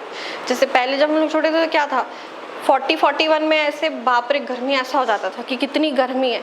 अब 48-49 में आराम से तो नहीं बैठ रहे थे पर सह लेते हैं ना, तो सोचो 8 डिग्री का ऑलमोस्ट राइज ऐसे दिख रहा है। लेकिन ग्लोबल इन्वायरमेंट, ग्लोबल क्लाइमेट में ये वो तो लोकली हमें दिख रहा है 7-8 डिग्री का राइज, ठीक है, लेकिन एवरेज में ये है ना, ठीक है, एवरेज में तो अगर एवरेज 7 डिग्री बढ़ गया तो तबाह हो जाएगी धरती, ठीक है। वो एवरेज 1.5 डिग्री सेल्सियस से ऊपर नहीं जाना चाहिए, पर उसको बढ़ा के अब क्या कर दिए 2 डिग्री, समझ आ रहा है, ठीक है। अब क्या कर दिए 2 डिग्री से ज़्यादा, ये भी किसका पार्ट हो जाएगा, जब इन्वायरमेंट इकोलॉजी पढ़ाएंगे तो उसमें आएगा सारा UNEP, ठीक है, इन्वायरमेंट प्रोग्राम, तो सारी ये सब चीज़ें उसमें आएंगी, टेंशन मत लो। जो चीज़ नहीं समझ में आती है उसका मतलब स्टैटिक अगर थोड़ा नहीं समझ में आता है तो टेंशन मत लो, करंट नहीं आता है तो भले बोलो मुझे, ठीक है, कि ये चीज़ नहीं समझ आ रही, फिर भी I am trying my best कि आप लोग को स्टैटिक भी साथ में समझ आए, ठीक है। तो ये क्या हो गया, क्लाइमेट चेंज और हैबिटेट लॉस के इंडिकेटर्स हो गए, ठीक है। उसके बाद क्या है, एजुकेशनल कैसे, parks are important for outreach education and awareness. Park सिर्फ इंटरटेनमेंट के लिए नहीं है कि पिकनिक ही मना रहे हैं बस पार्क में जाके, यहाँ पर क्या करते हैं, जैसे एनर्जी पार्क सुने हो ना, ऊर्जा पार्क 2 चीज़ें करता है, पहला आपका एंटरटेनमेंट जो भी रिफ्रेशमेंट तो हो ही रहा है, पर मेन उसका मकसद क्या था कि एनर्जी सोर्सेज के लिए मोस्टली ज़्यादा फोकस किस में था, नॉन रिन्यूएबल एनर्जी सोर्सेज पे, ठीक है, जैसे कि सोलर एनर्जी हो गई, विंड एनर्जी हो गई, कन्वेंशनल नॉन कन्वेंशनल एनर्जीज जो है, ठीक है। तो उन जो सोर्सेज होंगे उससे हम लोगों को अवगत करवाएंगे एनर्जी पार्क के थ्रू, और उसमें बहुत सारी मशीन्स वगैरह लगी हैं और अवेयरनेस करने के लिए बहुत सी चीज़ें लगाए हैं जिससे आपको वो मोटिवेट कर सके कि आप इलेक्ट्रिसिटी सेव करो, एनर्जी सेव करो, है ना, और सोलर एनर्जी अपनाओ, ये सब चीज़ें। तो एनर्जी पार्क खोलने का एक्चुअल मकसद ये था कि लोग घूमने आएंगे और बदले में उनको क्या होगा, अवेयरनेस होगा उनका, ठीक है। तो वही चीज़ होती है, एजुकेशनल पर्पज़ से भी काम आता है पार्क, ठीक है। जैसे अब हम पढ़ रहे हैं ना 3 प्रकार की बटरफ्लाई की स्पीशीज़, पार्क नहीं खुलता तो नहीं पढ़ते उसको, पर अब पढ़ रहे हैं ना, तो इसलिए काम आता है वो। फिर तीसरा क्या है, इकोनॉमिकल में क्या होगा, टूरिज़्म इंक्रीज़ होगा कि नहीं होगा ना, ठीक है, और उससे क्या इंक्रीज़ होगा, रिवेन्यू। टूरिज़्म इंक्रीज़ होगा तो रिवेन्यू इंक्रीज़ होगा। पॉलिनेशन मैंने बता दिया, ठीक है। एक चीज़ जो है जो मैं नहीं डाल पाई, चैलेंजेस, ठीक है। चैलेंजेस में मैंने फर्स्ट क्लास में बता दिया था कि चैलेंजेस क्या होगा जब टूरिज़्म इंक्रीज़ होगा। क्या बताया था मैंने, किसी को याद है क्या होगा, बताओ, फिर क्या होगा,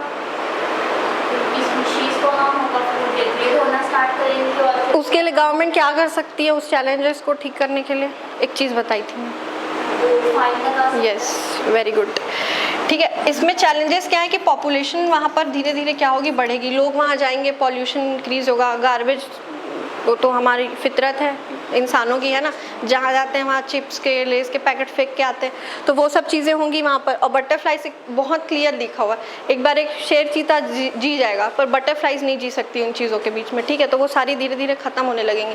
पर इसके लिए क्या है, अगर गवर्नमेंट रेगुलेट ठीक से नहीं करती है, तो अगर गवर्नमेंट अच्छे से रेगुलेट कर लिया उन्होंने तो ये सब चीज़ें मिनिमाइज़ कर लिए। एकदम ऐसा तो हो ही नहीं सकता कि कोई भी गया और कूड़ा ना फेंका, मुझे तो नहीं लगता कि ऐसा होगा, ठीक है, लेकिन कम किया जा सकता है उसको, है ना। तो और दूसरा उसमें फिर क्या कर सकते हैं, गवर्नमेंट फाइन्स लगा सकती है, ठीक है, ये चीज़ मैंने बताई थी, ठीक है, कि किन 2 लोगों पे फाइन लगनी चाहिए, कूड़ा फेंकने वालों पे और थूकने वालों पे फाइन लगनी चाहिए, बताई थी ना क्लास में, फर्स्ट क्लास में, कि स्वच्छ भारत अभियान जो चल रहा है ना, तो स्वच्छ भारत अभियान के अंतर्गत कूड़ा फेंकने वालों और थूकने वालों पे फाइन लगना चाहिए। कूड़ा वालों पे एक बार मत लगाओ, थूकने वालों पे 100% लगाओ, 200%, क्योंकि कोविड फैलाने में उन्हीं का सबसे बड़ा हाथ था। और अभी फिर आ रहा है कोविड, न्यूज़ में पढ़ रहे हो क्या, 5000 case India, more than 5000 case India में आ चुके हैं, और 15 अभी छत्तीसगढ़ में। तो देख लो फिर थूकने, जो भी थूकते वूकते हैं उसी की वजह से ज़्यादा फैलता है ये सब, ठीक है। तो इसमें गवर्नमेंट क्या कर सकती है, जो भी वहाँ कचरा फैलाएगा या गंदगी फैलाएगा उनको क्या करेंगे, फाइन लगाएंगे। या बहुत सारी, जैसे अब बटरफ्लाइज की हंटिंग तो नहीं हो सकती, लेकिन जो वाइल्ड स्पीशीज होते हैं वहाँ हंटिंग भी होती है, तो उसमें तो खैर पोचिंग और हंटिंग में फाइन्स, इवन पनिशमेंट भी है, ठीक है, वो तो है ही। इसमें भी गवर्नमेंट ला सकती है। ये हो गया। अब देखो important fact, national butterfly of India, ये पिछले साल ही घोषित हुआ है 2022 में, ठीक है। नेशनल बर्ड क्या है इंडिया की? पक्का? पक्का, ठीक। और एनिमल क्या है? टाइगर है 200%। और लायन क्या है फिर? लायन नहीं है? पक्का? श्रीलंका का है। पहले क्या था इंडिया का? पहले इंडिया का नेशनल एनिमल लायन था, ठीक है, उसको चेंज करके अब टाइगर किया हुआ है, ठीक है। रिसेंटली मतलब एकदम रिसेंटली 10-12 साल हुए होंगे शायद, है ना, कि 72, हाँ, प्रोजेक्ट टाइगर के आसपास किया होगा चेंज उन्होंने, ठीक है। लेकिन पहले लायन था, अब उसको टाइगर। लायन और टाइगर क्या होता है ये पता है? उसमें भी कंफ्यूज ठीक है, वो जो बाल वाला होता है वो लायन होता है, और टाइगर मतलब धारियों वाला। अभी धारियों वाला है हमारा वो, इसलिए आजकल देखना, पहले दुर्गा माता की फ़ोटो में लायन बैठाते थे, अब आजकल टाइगर बैठाते हैं। नीचे देखना फ़ोटो में भी चेंज कर दिया नेशनल एनिमल के हिसाब से। खैर जो भी है। और नेशनल वो क्या है, और एक और क्या होता है, नेशनल फ्लावर? Very good. और नेशनल बटरफ्लाई क्या है? हाँ, ठीक है। तो नेशनल बटरफ्लाई क्या है? ऑरेंज ओक लीफ, ठीक है। ये छत्तीसगढ़ में कहाँ मिलती है? इम्पॉर्टेंट, क्योंकि भोरमदेव इम्पॉर्टेंट जगह है, ठीक है। तो भोरमदेव क्या है? भोरमदेव के माइकल रेंजेस में क्या मिलती है? Orange oak leaf. Orange oak leaf क्यों बोलते हैं? क्योंकि इसका कलर ऑरेंज होता है, और दूसरा खुली होती है तो ऑरेंज होती है, लेकिन जब बंद हो जाती है तो ओक, यानी ओक भी एक पेड़ की स्पीशी होती है, ओक बोलते हैं उसको, ठीक है। ओक ये एक प्रकार का पेड़ होता है, ठीक है। इसकी पत्तियां ब्राउन कलर की होती, तो जब वो अपना पंख बंद कर लेती है तो पूरी इस पेड़ की पत्ती जैसी दिखती है, इसलिए इसका नाम ओक लीफ रखा है, ठीक है। तो वो क्यों होता है ऐसा? ताकि प्रीडेटर्स जो है उसको खाने वाले वो पत्ती समझ के छोड़ दें, उसको ना खाएं, ठीक है। अरे यार, मैंने फ़ोटो डाली थी, कहाँ चली गई वो फ़ोटो? बहुत बढ़िया फ़ोटो डाली थी उसकी भी, ऑरेंज ओक लीफ की।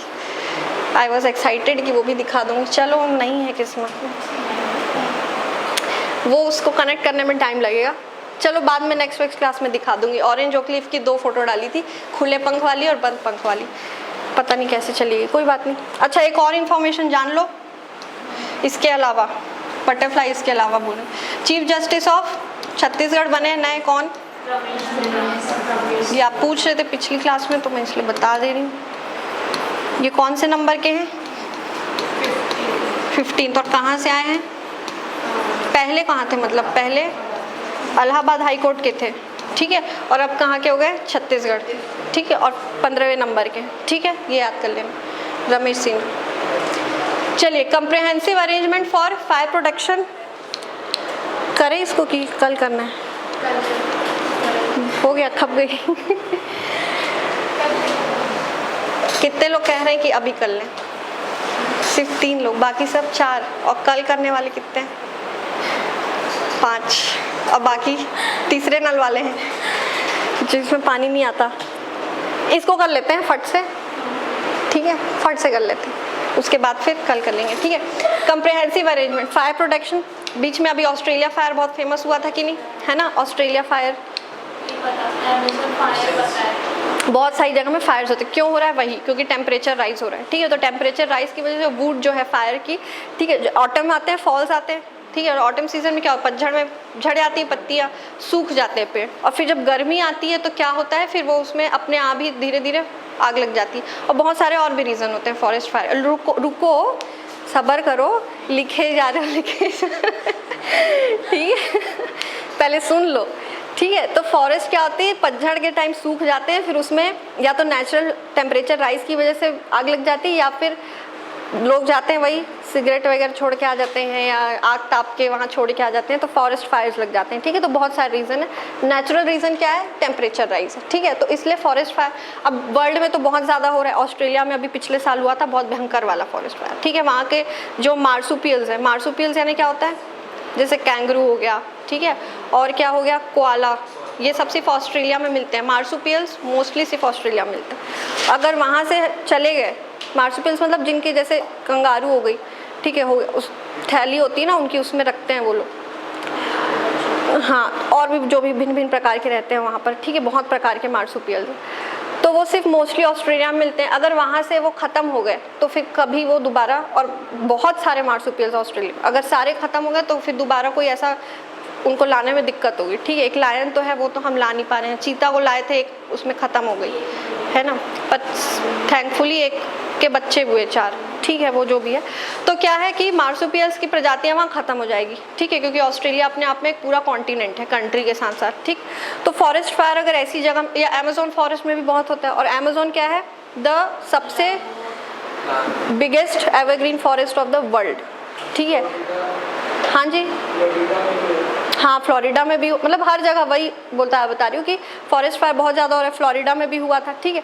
अमेजोन में फॉरेस्ट फायर होना तो बहुत ज़्यादा खतरे की चीज़ है, क्योंकि वो बिगेस्ट एवरग्रीन फॉरेस्ट है और दुनिया का one of the most productive, ये भी इन्वायरमेंट इकोलॉजी जीएस का पार्ट, ठीक है, कि प्रोडक्टिविटी और प्रोडक्टिव एरियाज वगैरह ये सब पढ़ना होता है उसमें, ठीक है। तो वर्ल्ड का one of the biggest productive ecosystem of the world है अमेजोन, ठीक है। तो क्यों? क्योंकि एवरग्रीन रेन फॉरेस्ट है वो, ठीक है। तो वहाँ पर भी फॉरेस्ट फायर हो रहा है, तो पेड़ तो ख़त्म होते ही हैं, एनिमल स्पीशीज़ भी ख़त्म होती हैं, ठीक है। तो इसलिए क्या है, हमारे छत्तीसगढ़ में भी बहुत सारा फॉरेस्ट है, तो उसमें भी फॉरेस्ट फायर की धीरे धीरे, मतलब हो सकता है फ्यूचर होता है अभी पीछे, पर कोई बड़ा फॉरेस्ट फायर ना हो जाए, क्योंकि हमारे यहाँ अब सिर्फ पेड़ और वाइल्ड लाइफ नहीं, हमारे यहाँ ट्राइब्स भी हैं, तो ट्राइब्स भी ख़त्म हो जाएंगे ऐसे, तो ठीक है। तो उनको भी बचाना है, तो इसलिए गवर्नमेंट ने क्या बोला है, forest fire protection in forest area के लिए क्या निकाला है, अरेंजमेंट निकाला है। इसको जल्दी जल्दी कर लेते हैं, फिर आज की क्लास खत्म करेंगे। क्या कह रहा है कि according to information receive from the forest department the fire season है started from February 15 to June 15। क्यों? क्योंकि गर्मी का सीजन है, गर्मी से फायर लगती है, ठीक है। It is a priority of department to protect forest from fire. While on one hand plants of natural reproduction are destroyed, on other hand the quality of wood is also affected। Clear है कि plants तो destroy हो जाएंगे, would की quality भी खराब हो जाएगी, इसलिए उसको प्रोटेक्ट करना इंपॉर्टेंट है, ठीक है। तो इन view of this, under the guidance of forest and climate change minister कौन है? मोहम्मद अकबर, ठीक है। और वुमेन एंड चाइल्ड मिनिस्ट्री कौन है? अनिला भेड़िया, ठीक है। और आज क्या पता चल गया कि फॉरेस्ट क्लाइमेट चेंज के मिनिस्टर कौन है? मोहम्मद अकबर, ठीक है। ये सब चेंज हो जाएगा, लेकिन ये इसलिए इंपॉर्टेंट है क्योंकि अभी इलेक्शन आ रहा है, इलेक्शन में आगे भी का भी पूछते हैं और पीछे का भी पूछ लेते हैं। तो अब मिनिस्टर आज से 1-2 साल पहले इंपॉर्टेंट नहीं थे, पर इस साल इंपॉर्टेंट है क्योंकि इलेक्शन होगा, ठीक है। तो मिनिस्टर आप लोग याद रखोगे। तो Mohammad Akbar, he has made the elaborate arrangements for protection of forest. अब पूरे जितने भी हैं वो सारे पॉइंट्स हैं, उन्होंने बताएं कि ये प्रिकॉशंस आपको या प्रोविजंस आपको लेने हैं फॉरेस्ट फायर रोकने के लिए। तो कभी एक मेंस में क्वेश्चन आए कि फॉरेस्ट फायर को रोकने के लिए क्या किया जा सकता है, ये इंडिया जीएस में भी आ सकता है क्योंकि पूरे वर्ल्ड में हो रहा है ना, तो पूरा ज्योग्राफी का है ये। तो उन्होंने जो बताया हम उसी को लिख देंगे, ठीक। तो इसको अब आप लोग याद कर लो। चलो, till June 15 forest department priority to protect forest from fire, ठीक है। चलो आगे हम देखते हैं कि क्या क्या करना है। कुछ चीज़ें स्पेसिफिक टू छत्तीसगढ़ है, वो सिर्फ छत्तीसगढ़ का पूछेगा तब लिखोगे, और कुछ जनरल चीज़ें हैं जो आप ऐसे भी लिख सकते हो इंडिया जीएस के पार्ट में, ठीक है। तो एक टोल फ्री नंबर इन्होंने किया है कि अगर आपको कहीं फॉरेस्ट फायर दिख जाता है तो आप टोल फ्री नंबर पे कॉल करके उनको इन्फॉर्म कर सकते हैं। तो तुरंत कौन आ जाएगा? कंट्रोल रूम से, मतलब जो भी ऑफिशियल्स होंगे वो आ जाएंगे फॉरेस्ट फायर को हटाने के लिए, ठीक है। Has been setup by the forest department in control room of principal chief, PCCF। ये कौन होते हैं? Highest forest official of state, ठीक है। तो हमारे स्टेट में जो जैसे वो पढ़ते हैं ना, पुलिस या एडमिनिस्ट्रेशन में हायरार्की पढ़ते हैं जो, ठीक है, जैसे DGP, IGP ऐसे ऐसे करके, फिर SP, DSP, फिर SITI ऐसे आता है ना, समझ रहे हो? Administration again GS part 2 paper 3 का पार्ट है वो, ठीक है, एडमिनिस्ट्रेशन। तो वैसे ही फॉरेस्ट डिपार्टमेंट में क्या हायरार्की में सबसे पहले सबसे हाईएस्ट ऑफिशियल कौन है? Principal chief conservator of forest, ठीक है, एक ही होते हैं ये पूरे स्टेट में, ठीक। अरण्य भवन Raipur which any person can report fire incident in all of the forest division. ये तो बता दी कि कंट्रोल रूम सेट हुआ है, कंटिन्यूस मॉनिटरिंग। अब इस कंट्रोल रूम से क्या होगा, आप तो टोल फ्री नंबर से कर ही सकते हो, वो खुद भी मॉनिटरिंग करेंगे, ठीक है, कि कहीं पर फॉरेस्ट उनको दिख जाता है तो वो उसका जाके तुरंत ठीक करेंगे। फायर लाइन्स यानी क्या होता है, मान लो ये सारे फॉरेस्ट हैं, ठीक है, जैसे बोलते हैं ना माचिस को लाइन से रख दोगे तो आग जल रही है तो जलती जाएगी, एक माचिस अगर बीच से हटा दोगे तो फॉरेस्ट रुक जाता है ना। तो ये क्या करते हैं कि जैसे ये पूरा फॉरेस्ट लैंड है, ठीक है, अब यहाँ पर कहीं फायर लगा तो ये तो पूरे फॉरेस्ट में फैल जाएगा, तो फॉरेस्ट लाइंस बना देते हैं, यानी कि बीच का एक एरिया होता है, वहाँ के सारे ट्रीज हटा दिए जाते हैं, ठीक है। ट्रीज हटा देंगे, या तो काट देते हैं उनको या बर्न ही कर देते हैं उस एरिया को, ठीक है, मतलब पूरा अनफर्टाइल कर देते हैं कि वहाँ उग भी ना पाए ट्रीज। तो बर्न करने से क्या होता है, जैसे स्लैश एंड बर्न फार्मिंग होती है वो क्यों गलत है बोलते हैं, झूम कल्टीवेशन ठीक नहीं है क्यों बोलते हैं, जमीन जब जल जाती है तो उसका पूरा फर्टाइल जो रहती है वो खत्म हो जाती है, अनउपजाऊ हो जाती है वो, ठीक है, तो वहाँ फिर क्रॉप्स उग नहीं पाते, बहुत टाइम तक रिवाइव करना पड़ता है। तो वही करते हैं, या तो यहाँ के ट्रीज को काट दिया जाता है या फिर उस एरिया को पूरा जला दिया जाता है। तो यहाँ पर क्या होता है, अगर फायर लग भी गई तो फिर जब वो यहाँ तक पहुँचेगी फायर, फिर रुक जाएगी, फिर आगे फायर नहीं लगेंगे, तो उन्हीं को कहते हैं क्या, फायर लाइन्स, ठीक है। तो fire lines have been cut, cleaned and burned in all the forest division, ठीक है। फिर क्या कह रहे हैं, protection from fire, one fire guard has been appointed. ये गार्ड रहेगा, ये घूमता रहेगा इधर उधर, अगर उसको जहाँ भी दिख जाती है, ठीक है, कहीं फायर मतलब उठती हुई या आग की लपटें कहीं भी कुछ भी उसको दिख जाती है, तो बेसिकली ये क्या करेगा, फॉरेस्ट गार्ड राउंड लगाएगा और देखेगा कि कुछ हो तो नहीं रहा है, ठीक है। फिर क्या, extinguish forest fire, modern equipment, fire blowers have been made available. तो मॉडर्न इक्विपमेंट चाहिए होगा, बाल्टी से नहीं डालेंगे पानी फॉरेस्ट, है ना, ठीक है, तो मॉडर्न इक्विपमेंट यूज़ कर रहे हैं, ठीक है।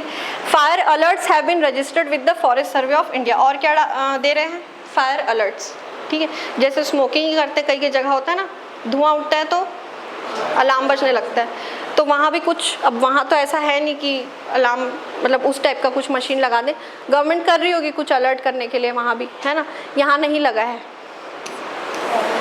ठीक है। तो फायर अलर्ट्स, ठीक है, स्मोकिंग मतलब फायर का स्मोक होता है तो उसमें आती है, पर कई बार स्मोकिंग वाला धुआं से भी उसमें बजने लगता है अलार्म, ठीक है, पर ये वो दूसरी चीज़ है। तो ये फायर अलर्ट्स के लिए भी प्रावधान कर रहे हैं, ठीक है।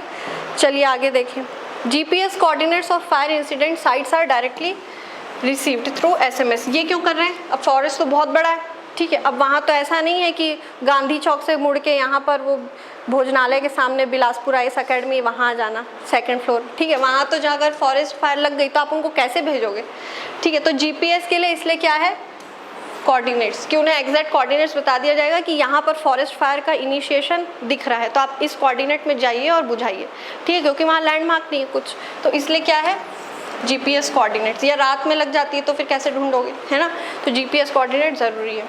और वो किससे आएगा, जो एम्प्लॉयज़ हैं उनके मोबाइल नंबर पे SMS से भेज दिया जाएगा, ठीक है। फिर क्या कह रहे हैं, अरण्य भवन रायपुर, जैसे महानदी भवन मिनिस्टेरिएट होता है और इंद्रावती भवन क्या होता है, सेक्रेटेरिएट, वैसे ही फॉरेस्ट डिपार्टमेंट का जो है उसको क्या कहते हैं, अरण्य भवन। इजी है, अरण्य यानी फॉरेस्ट ही होता है ना, दंडकारण्य, दंडक अरण्य, ठीक है, तो अरण्य यानी फॉरेस्ट। कहाँ पर है, रायपुर में। It is also informing all the officers and employees daily through SMS। तो यहाँ पर क्या होता है, हर दिन की मॉनिटरिंग होगी और हर दिन आपको SMS भेज दिया जाएगा, ठीक है, GPS कोऑर्डिनेट्स का।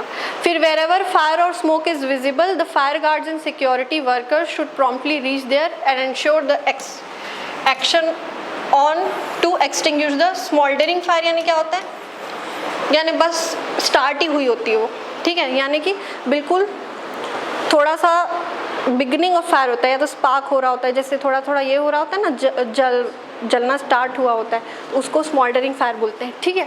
तो उसको तुरंत अगर बुझा दोगे तो फायर से बच जाओगे, है ना, तो शुरू में ही पता चल जाएगा।